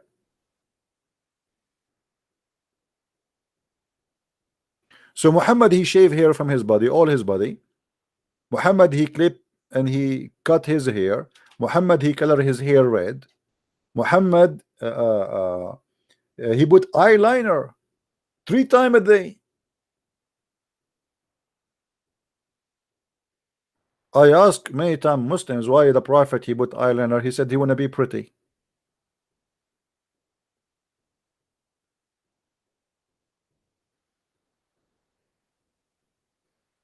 Well, I am so glad that you have a pretty prophet. There's a video on YouTube. It's called The Description of the Prophet of Allah. You will die laughing when the Muslim describe how pretty he is. A guy, he came and he saw the messenger of Allah coming, and the moon was in the middle of the sky, and the moon was so bright and shiny. And look at the face of the Prophet, and you look at the moon, and you look at the face of the Prophet, and you look at the moon, and you look at the face of the Prophet, and you look at the moon, and you look at the face of the Prophet, and you look at the moon. Come tomorrow, because we have to continue. And you look at the face of the Prophet, and you look at the moon, and you should see, guys, the voice effect and the music in the background, like people, they are dying from the affection. I mean, this is a very holy moment. The face of the Prophet is brighter and whiter than the moon. I wish I can play the video for you here so you would die laughing. But you know, if you play it, they will make a copyright claim. I look at the Prophet and I look at the moon. I look at the Prophet and I look at the moon. I look at the Prophet. Like, we got it, man. I mean, how many times you have to repeat it? Okay, you look at the Prophet and you look at the moon, and conclusion, please. No. We have to make action. I look at the Prophet. I look at the moon, and I look at the Prophet, and I look at the moon. I look at the Prophet. I look again at the moon, and then I look at the Prophet, and I look at the moon. Brother, are you sure you are looking, not touching?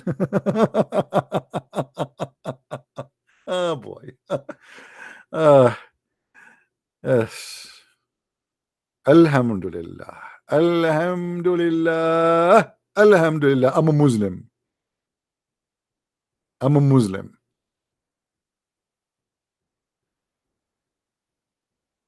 Do we have any Abdul?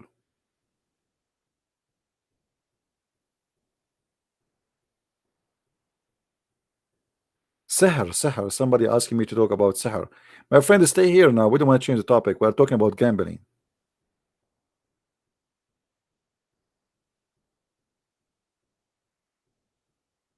Any Abdul?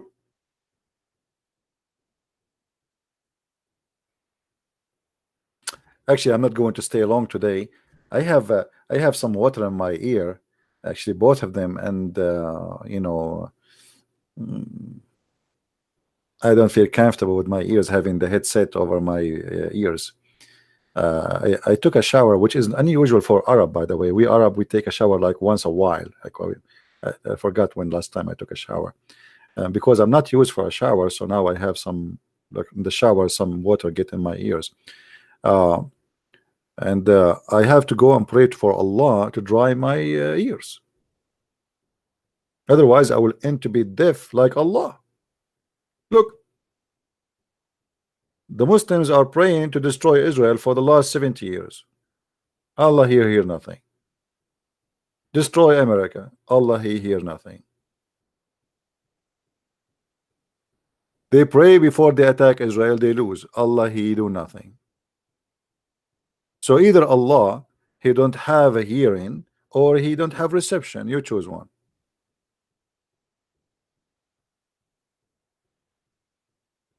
You think if I shake my head 3 times it's going to work? All right, that's a good advice. That's okay. That's okay. All right. Anyway, guys, I think we have no Muslims today, and oh, we have a Muslim actually. Hold on. Hello. Yeah, hello. Yes, my friend. How are you? I'm very fine. I'm actually calling from Nigeria. That's wonderful, my friend. How is Nigeria doing? Nigeria is very, very fine. Very fine. I heard that the Muslims are kidnapping girls and Boko Haram, following the Prophet Allah's steps. Well, if you're going to start like that, I can still tell you that Boko Haram does not represent Islam. Why they don't present Islam? Yes, those are religious extremists. We have them in almost all religions. We have them in Christianity. Really? Yes. Where in Christianity we have Boko Haram? No, you don't understand what I mean. I never said Christianity has Boko Haram. What I'm saying is that Boko Haram are religious extremists of Islam. Okay, what makes them extremists for you? What making them extremists for you? Yes, it's because they went to, as in, too far. I'm not going to say it now. They were. Hello?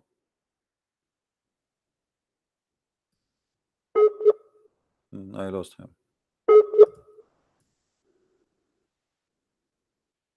Close your app, my friend, so we can hear you. Say again, please, if you hear me. Are you there?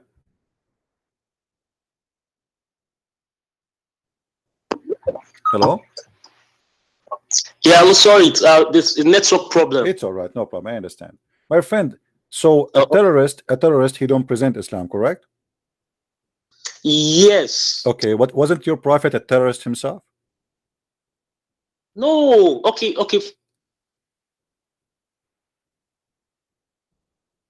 Say again. Say again. I lost you. Say again, please. Say again, please. I lost you. I said to you, isn't it Muhammad was a terrorist? What you said? Go ahead. I look like you have a bad internet.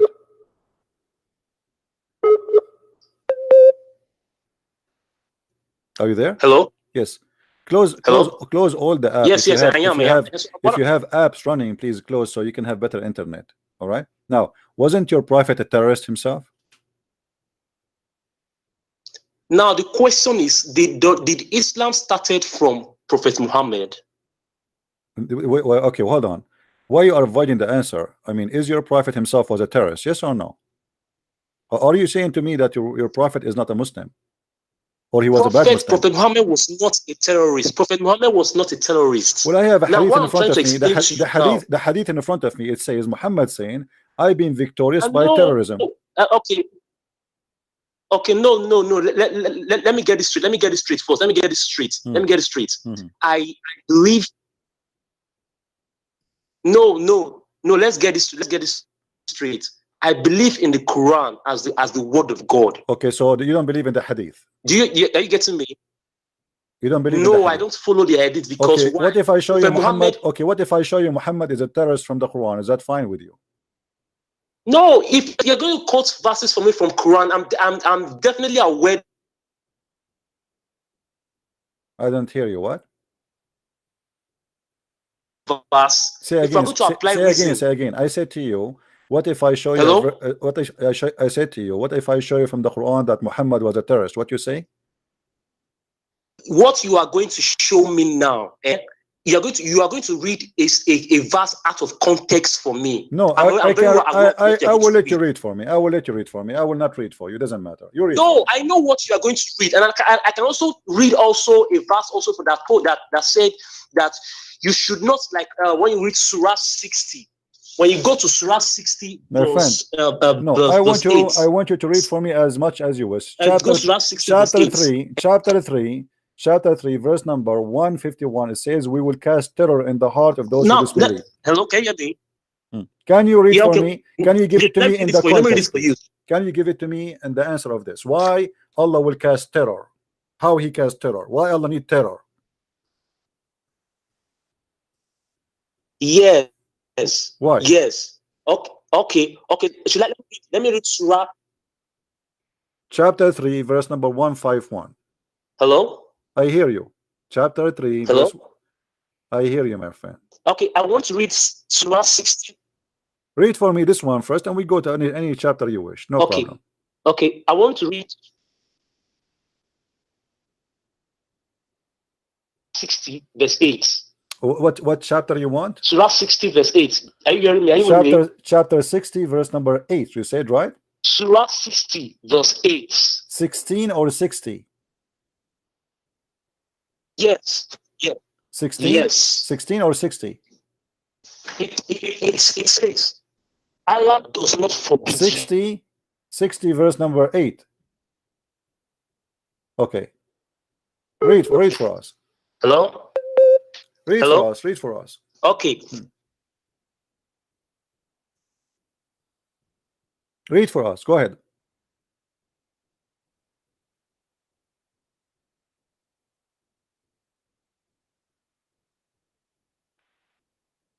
Hello.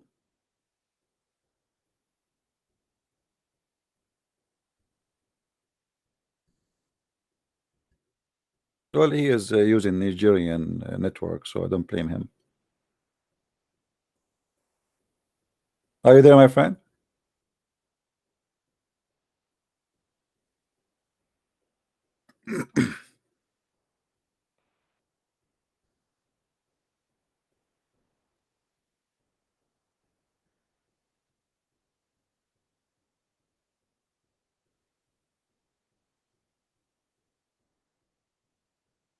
He's gone.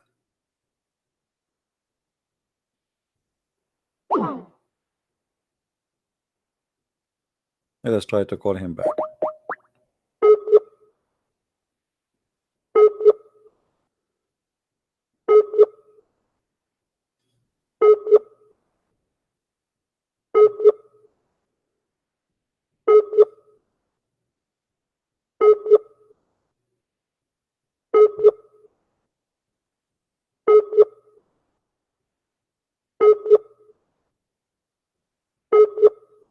All right, look like he is there.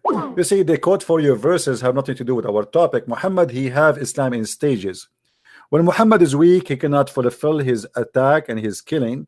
So he say, well, we will not fight those who didn't fight, only those who kicked you out from your land, right? Okay. But this is what Muhammad did. At that stage, Muhammad was trying to send a message to the rest. I am not an enemy for you. I want to fight my people who they kick me out of my land. But the fact nobody kicked him out from his land. Muhammad the coward himself, he ran away because simply people don't like him no more. He got busted.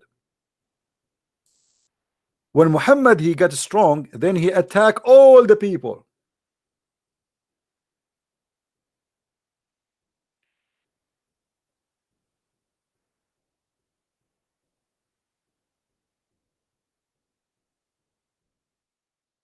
The Muslims, they call for us, or they quote for us abrogated verses in the Quran to fool us.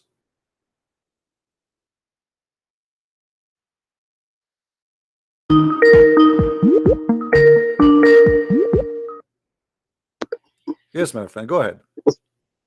Okay, I was reading from Surah 60 verse 8. Okay.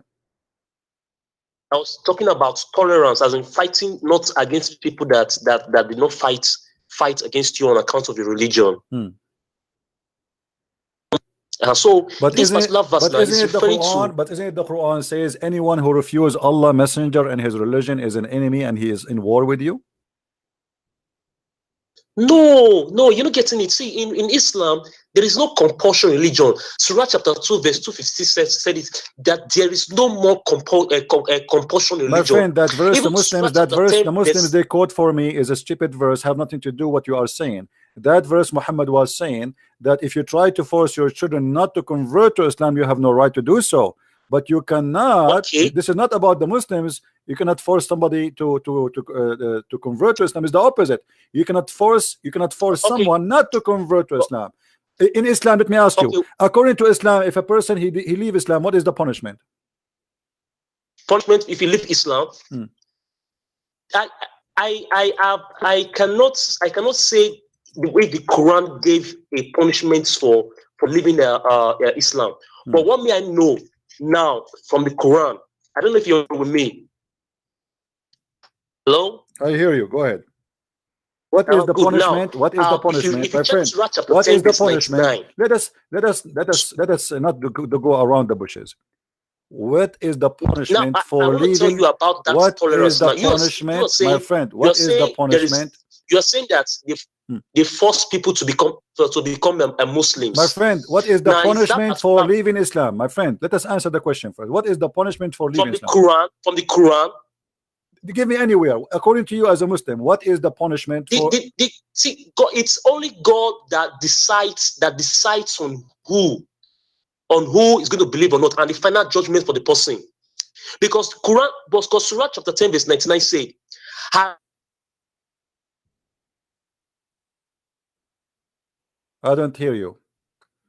You see, he will not give an answer. How hello? you say to me? How you say to me in Islam there's no terror? That In is Islam there's what no. I'm trying to answer. Listen. I am asking you a very simple question. What is the penalty according Okay. to Islam? You as a Muslim, according to your understanding, what is the penalty of leaving Islam? The punishment is in the hands of God. It is God who will decide what to do with the person. The punishment is punishment of God? Because it's not a man. A man cannot decide. Whosoever that is telling you that you have to maybe flog the person or denounce the person or take away the properties of the person, that the person is right because he has left I'm not getting your Islam answer. What is the punishment? Those are laws What of is the men. punishment? Okay, what is the punishment if I leave Islam according to Islam? According to the Quran, it is God that will decide for whosoever leaves Islam. It's God who decides who will leave Islam. Yeah, as no, it's God who will decide the punishments for Oh, whosoever where decides to leave is the Islam. verse? It says Allah will decide the punishment. Can you show it to me? Okay, let me read a particular verse from Surah 10, verse 99.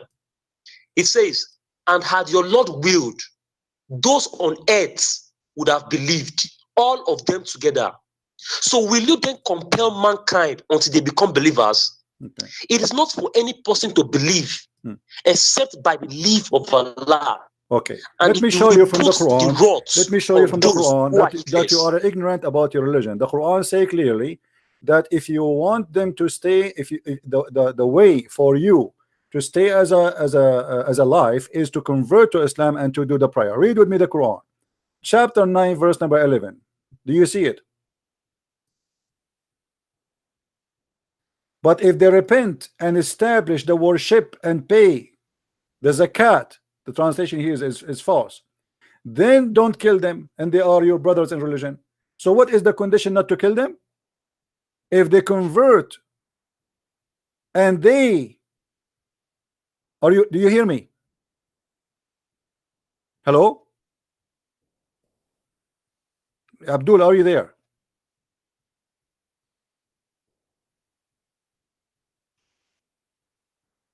Hello?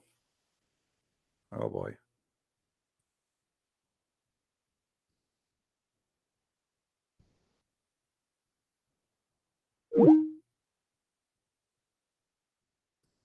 Let us call him again.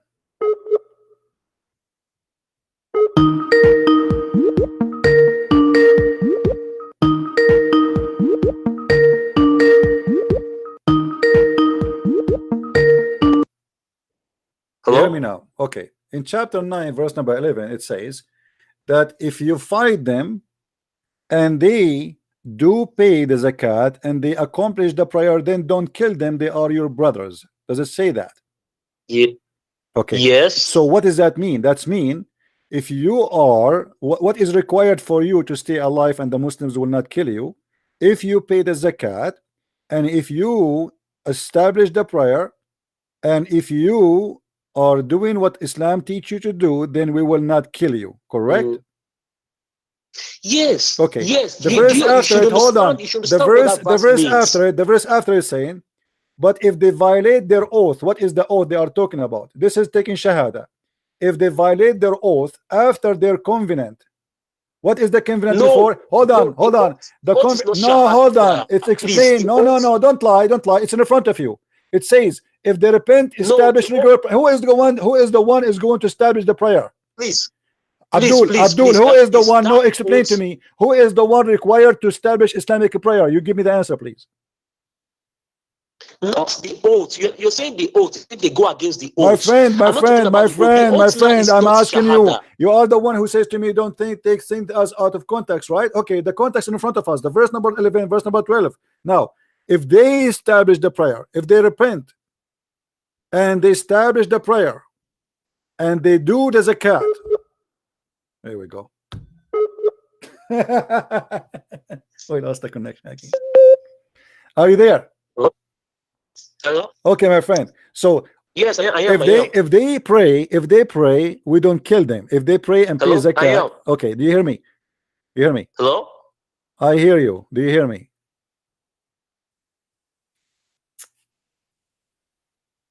Hello? I hear you. Do you hear me? Oh boy. Are you there? Hello? I hear you. The network is breaking. No problem. Hello? Do you hear me now? Hello? Hello? Do you hear me now? Yeah, I can hear you. I can hear you now. As you see in verse number 11, it says that if they pray to Allah and establish the regular prayer. Surah chapter what? Surah chapter what? Chapter 9, verse number 11. So if they establish the prayer and they practice the zakat, they pay the zakat, and they practice the faith as Allah taught, then don't kill them. They are your brothers in religion. But if they violate their oath, what is the violate of their oath? They don't practice no more. They don't pray no more. They don't pay the zakat. Then we kill them. Okay. Look at verse 13 of the same chapter you're reading from. Are you seeing verse 13? They said, will you not fight a people who have violated their oaths and intended to expel the messenger?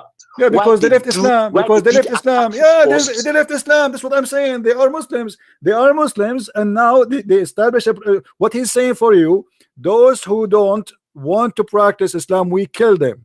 Those, if they it says in front of you. Okay, why you? Okay, hold on. So if a person he's against Allah, and he practiced the salah, and he practiced the zakah, and he convert to Islam, you will not kill him, correct? Yes. Now, do you know why? Okay. Do you know why? But then it says no. But then it says, listen. What is the verse after it saying? If they became kuffar, does it say the word kuffar there? Here we go again.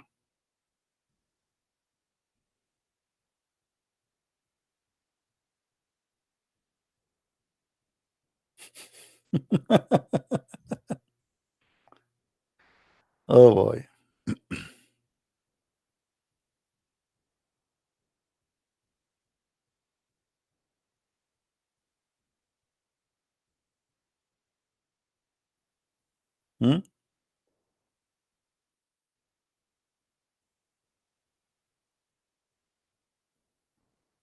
That's endless. I think I'm wasting my time here. Take care, my friend. Take care. You see, and this is why they say I don't believe in the hadith in order to avoid the stupidity which is going to get them busted. So I don't believe in the hadith, and this is the only way they think they can get away with this, but you cannot. You cannot.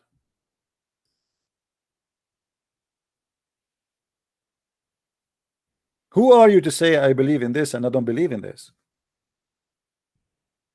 The penalty, all the Muslims around the world agree that the penalty of leaving Islam is death. The Quran used the word terrorism. Not only that, even you cut the fingertips of those who don't believe in Allah. Muhammad, he ordered to fight in chapter 9 verse number 29, the same chapter, for this guy who is not able to call me and contact me. The same chapter, he says why he want to kill the Christian, not because they are fighting him. The Christian never fought Muhammad. Muhammad is the one who sent letters to the Christians, to the Roman at that time, and he forced those who they are Christians in the Arabian Peninsula, if they are exist, to convert to Islam. Fight those who do not believe in Allah, not the one who's fighting you. The one was fighting him according to Muslim books and even the Quran, it was the mushrikeen. The Christian did not have a war with Muhammad, never attack him, never did any harm to him. Fight them and kill them unless they pay they pay the jizya.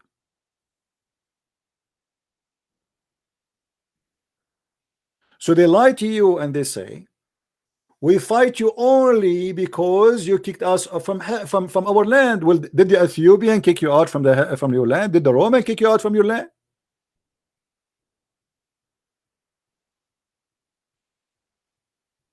Until the end of the 7 centuries, which mean more than 100 years after Muhammad, not a single person speak Arabic in Jerusalem, not a single person speak Arabic in Damascus, not a single person speak Arabic in Iraq, because simply there's no Arab there.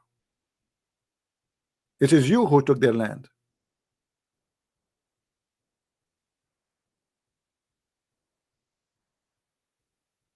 Muhammad, he sent the 3 letters to 3 kings saying convert or else.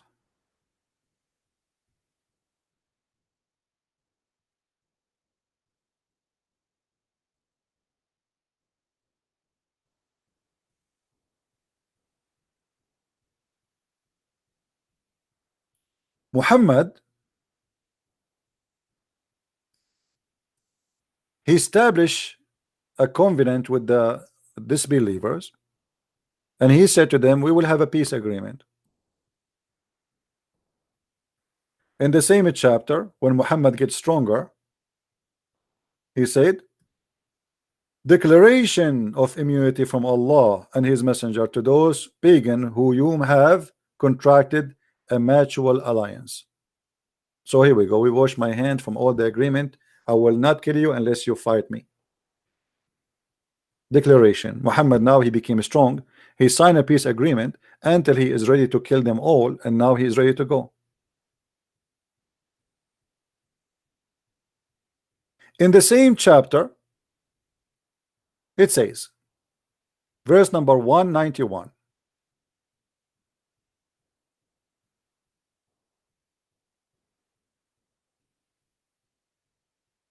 actually in verse number chapter 2, not same chapter. Let us go. This chapter is very long, very funny, disgusting at the same time. So you will see here Muhammad saying the following.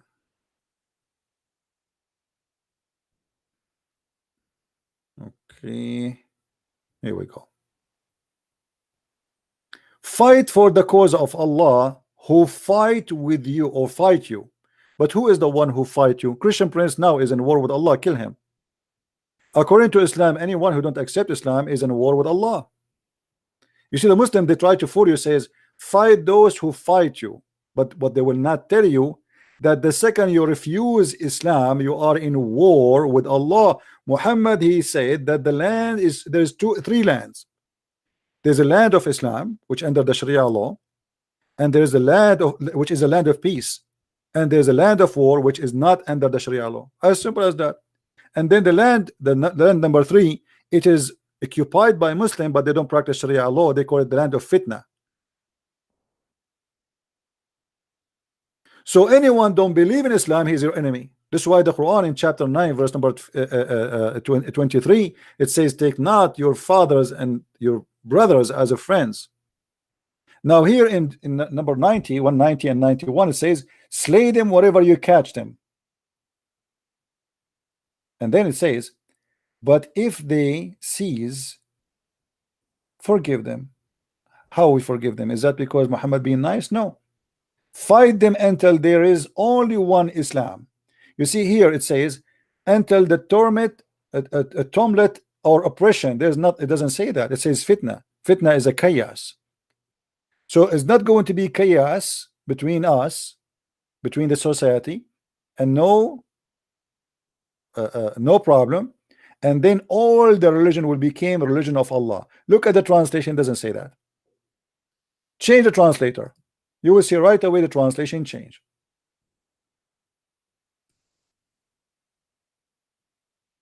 Let us see someone else. Or let us see. I don't know. All of them, they are funny. Ahmed Raza Khan. Let us see. This is new. And fight them until there's no mischief remains. That's better translation. Mischief. What mischief meant? It's not to accept Islam. And only Allah is worshipped. So do you see what the mischievement is? When they say to you, we fight only those who fight us, fighting them is not to accept Allah. This is why this Abdul, he tried to run away from what Muhammad said. I've been ordered to fight and kill all mankind until they accept Islam.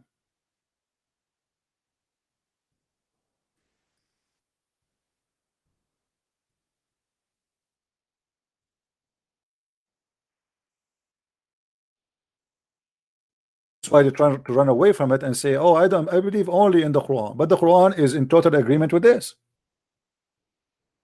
I have been commanded to fight against the people. Till what? Till they stop fighting me? No. Till they became for peace? No. Actually, the Quran forbid the Muslims from crying out for peace, and I will show you the verse. So I have been commanded that I would fight against the people till they declare that there's no God but Allah. So what is the condition to cease fire? Is to declare there's no God but Allah. And what else? And when they profess that there's no God but Allah, their blood and their money is granted by security. So Muhammad is saying clearly, if you don't convert to Islam, I will kill you, I will take your money.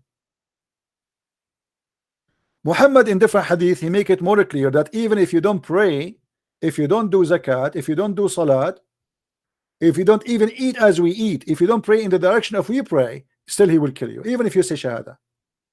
I have been ordered to kill, not to fight. By the way, here the word qatala mean fight, to kill the people till they say none the right have to worship but Allah. And if they say so, pray like our prayer, face our qibla, slaughter as we slaughter, then and only then their blood and their property is secured from our hands. Muhammad is a thief. So if you want your blood and your property to be secured from Muhammad, from taking it and killing you or raping your wife, convert to Islam and pray as he pray and he slaughter as he slaughter, and that's it.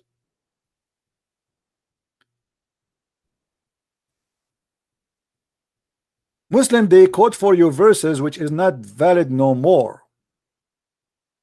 As an example, can a Muslim cry for peace?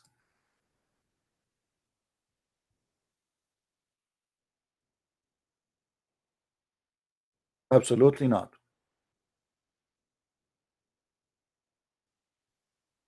A Muslim only can sign a peace agreement only if he is weak, the same as Muhammad did in chapter 9. Be weary and faint-hearted, crying for peace when you should be the uppermost. What does that mean? Israel today is uppermost, not the Muslims. So it's okay to sign peace agreement with Israel. But this is not a peace agreement. This is temporarily. Until we are the uppermost, and then we attack back. This is what Muhammad did. So the Muslim, what they try to do, they quote for you verses which is abrogated, not to be followed, where Muhammad as a war monger, he used as a stages to accomplish his kingdom. So when he was weak, he have no problem to sign peace agreement. Fight not those who don't fight you, because you don't want to tell the people, I'm not going to fight all of you. And then he said, fight all mankind until they say there's no God but Allah.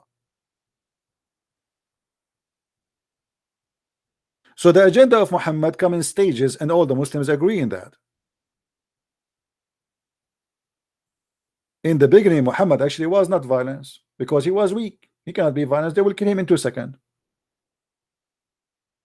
But Muhammad, after he got the warrior as-Sa'alik simply are the outlaw. You see, if you go in the hadith, we search for word Sa'alik.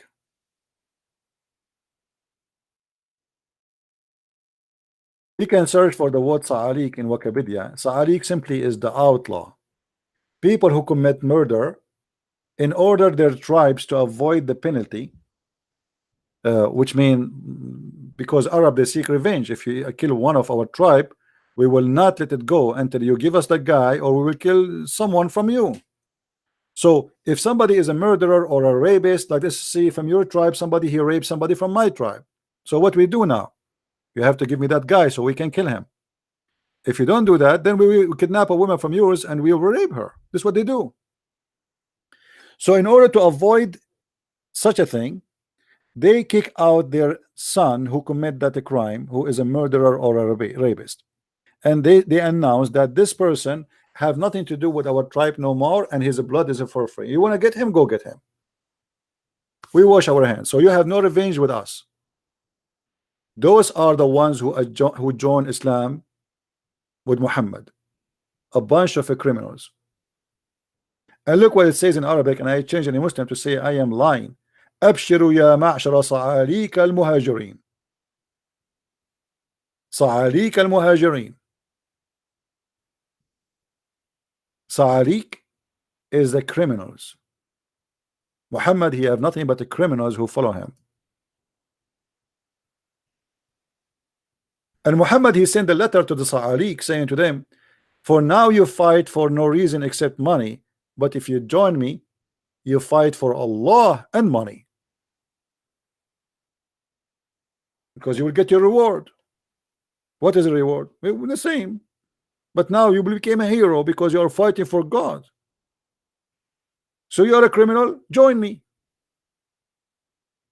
And look how the Muslim translate the Sa'alik. They translate it as the poor immigrants.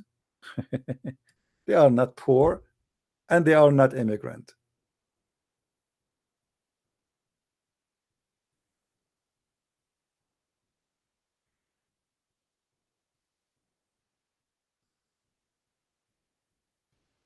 There is a very well-known war. It's called the War of Apostate. The War of Apostate, and I changed any Muslim to say to me that Abu Bakr was an idiot and he is not a good Muslim too.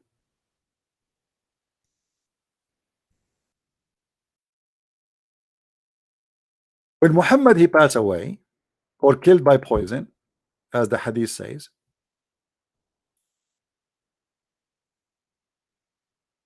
many people stop paying zakat and stop praying to Allah, and they don't want to be Muslims because simply they've been forced to convert to Islam.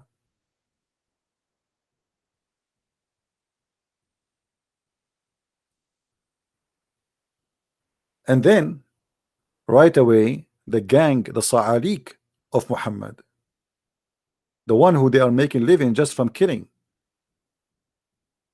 they decide to go in war to force again people paying money.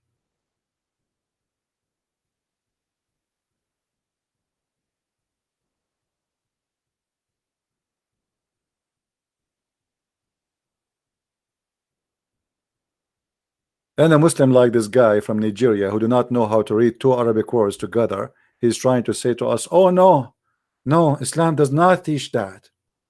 Muhammad he raped, Muhammad he kidnapped, Muhammad he stole even children's, Muhammad he killed little children. Imagine the Muslim, they say to us that we don't kill children.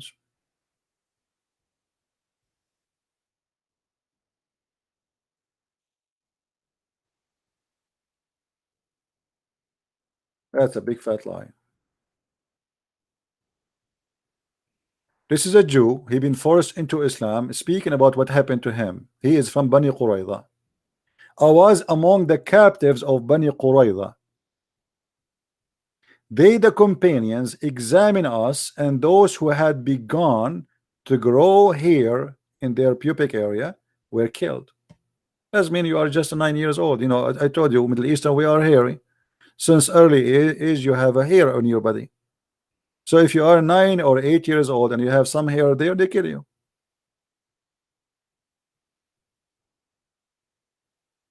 Do you see it?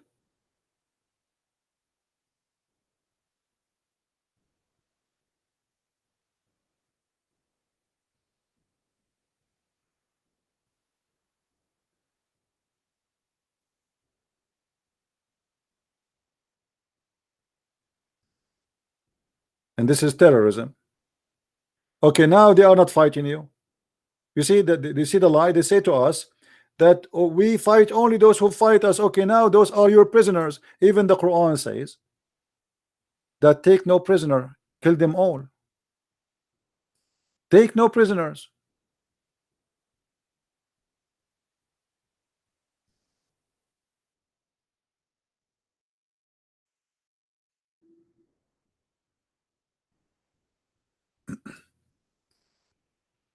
Look at this.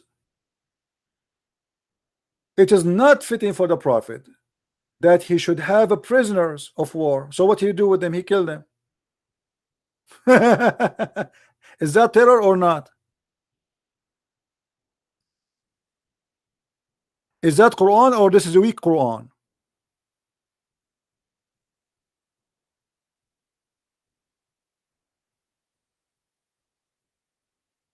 What do you mean kill the prisoners? Why you want to kill them? They surrender their arms. The same what happened to the Jews, the stupid Jews. They put their arms down. They thought he is going to be a man of justice. He's claiming to be a prophet of God.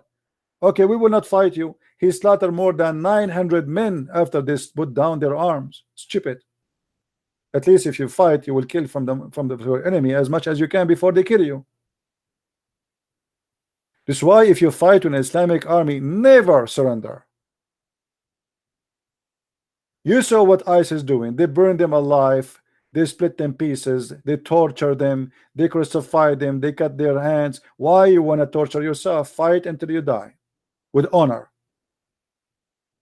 Don't surrender like a goat with no honor.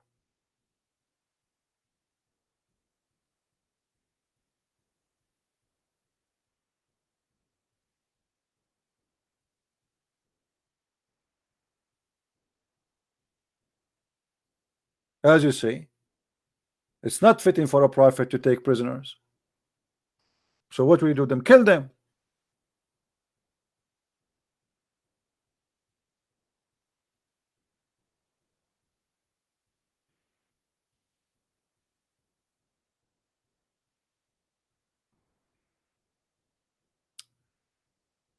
That is not a hadith.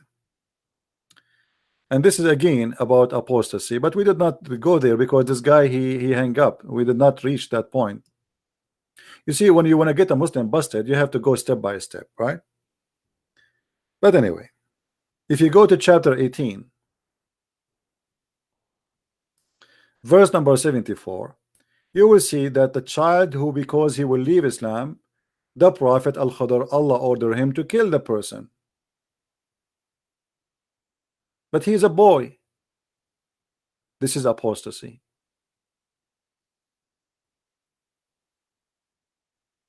Then they proceed until they met with the young man. He slew him. Moses said.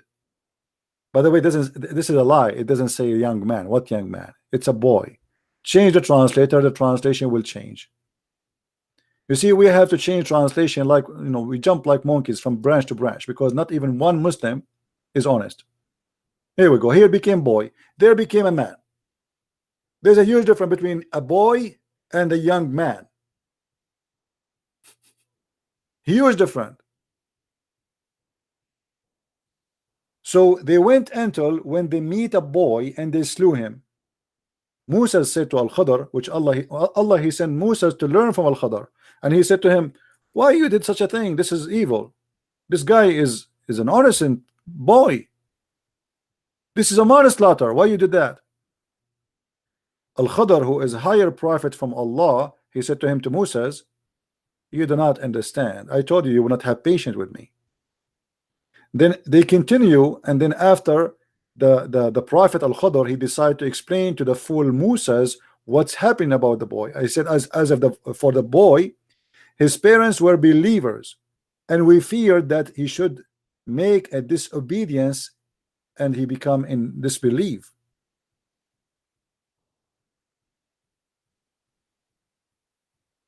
You will notice here the word kufr is taken off. It says wa kufran. He will become a kafir. Change the translation again. We have to change the translation every what you can do. Let us go. Let us see this guy Maududi. Doody. As for the boy, his parents were people of faith, and we feared that lest he should plague them with transgression and disbelief.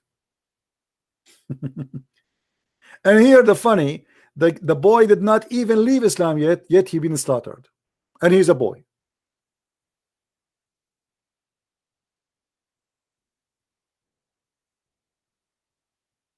Oh, we can show us tons of reference.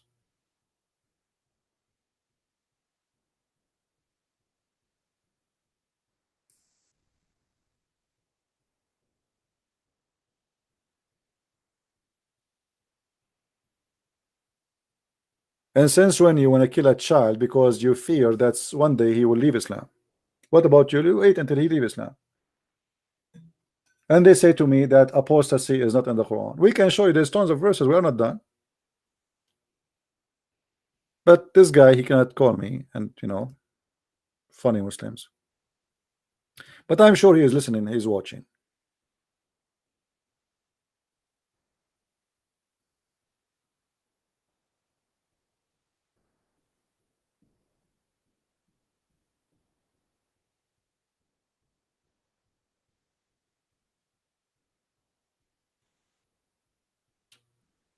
Do we have any Muslim here?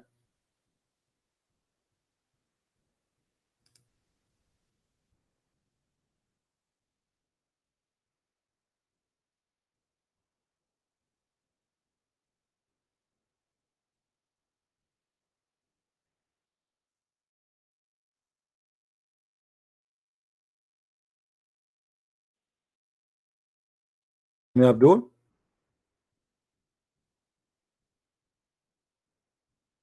All right, guys, I think we are done for today. I am you see, we have a lot of people watching and joining our videos. Like right now we have 700. We was like sometime we have 1,000, more than 1,000, 1,200. If every one of you do a like by a few hours from now we have a couple of thousands. If every one of you give a like and give a share the video, imagine if everyone look, okay, the one we have yesterday is more than 10,000 already. Okay, if from the 10,000 only 1,000 people they share, if only 1,000 they share, you can imagine how many we can have as a review. But the problem, we as a Christians, we just watch. Okay, this guy, he is doing his job, we support you, good for you, thank you CP, we are glad to have you, but then we do nothing. Does it hurt to copy a link and share it in Facebook, to share it somewhere? Does it cost you money?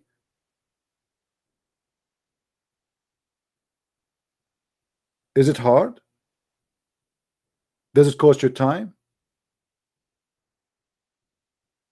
If a Muslim make a video, stupid video, you will see how the Muslim, they will give him 100,000 view like in less than a month. Our videos stay for weeks, and then we have what, 15,000, 20,000, 30,000, because Muslim, they sponsor their cult. Christians, they like to watch only the fight with the cult of Islam.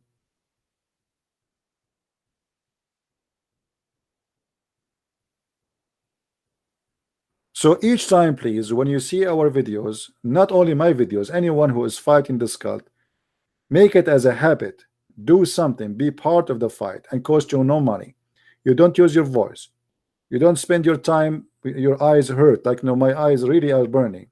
Yesterday I finished, my eyes was hurting me for an hour. They are dry, they are hurting. I cannot even look at the TV. You're just copy the link and share it. What you will lose? And by doing that, maybe you can change the life of somebody, get the blessing of the Lord. Bring somebody out of the cult of Islam, show the truth.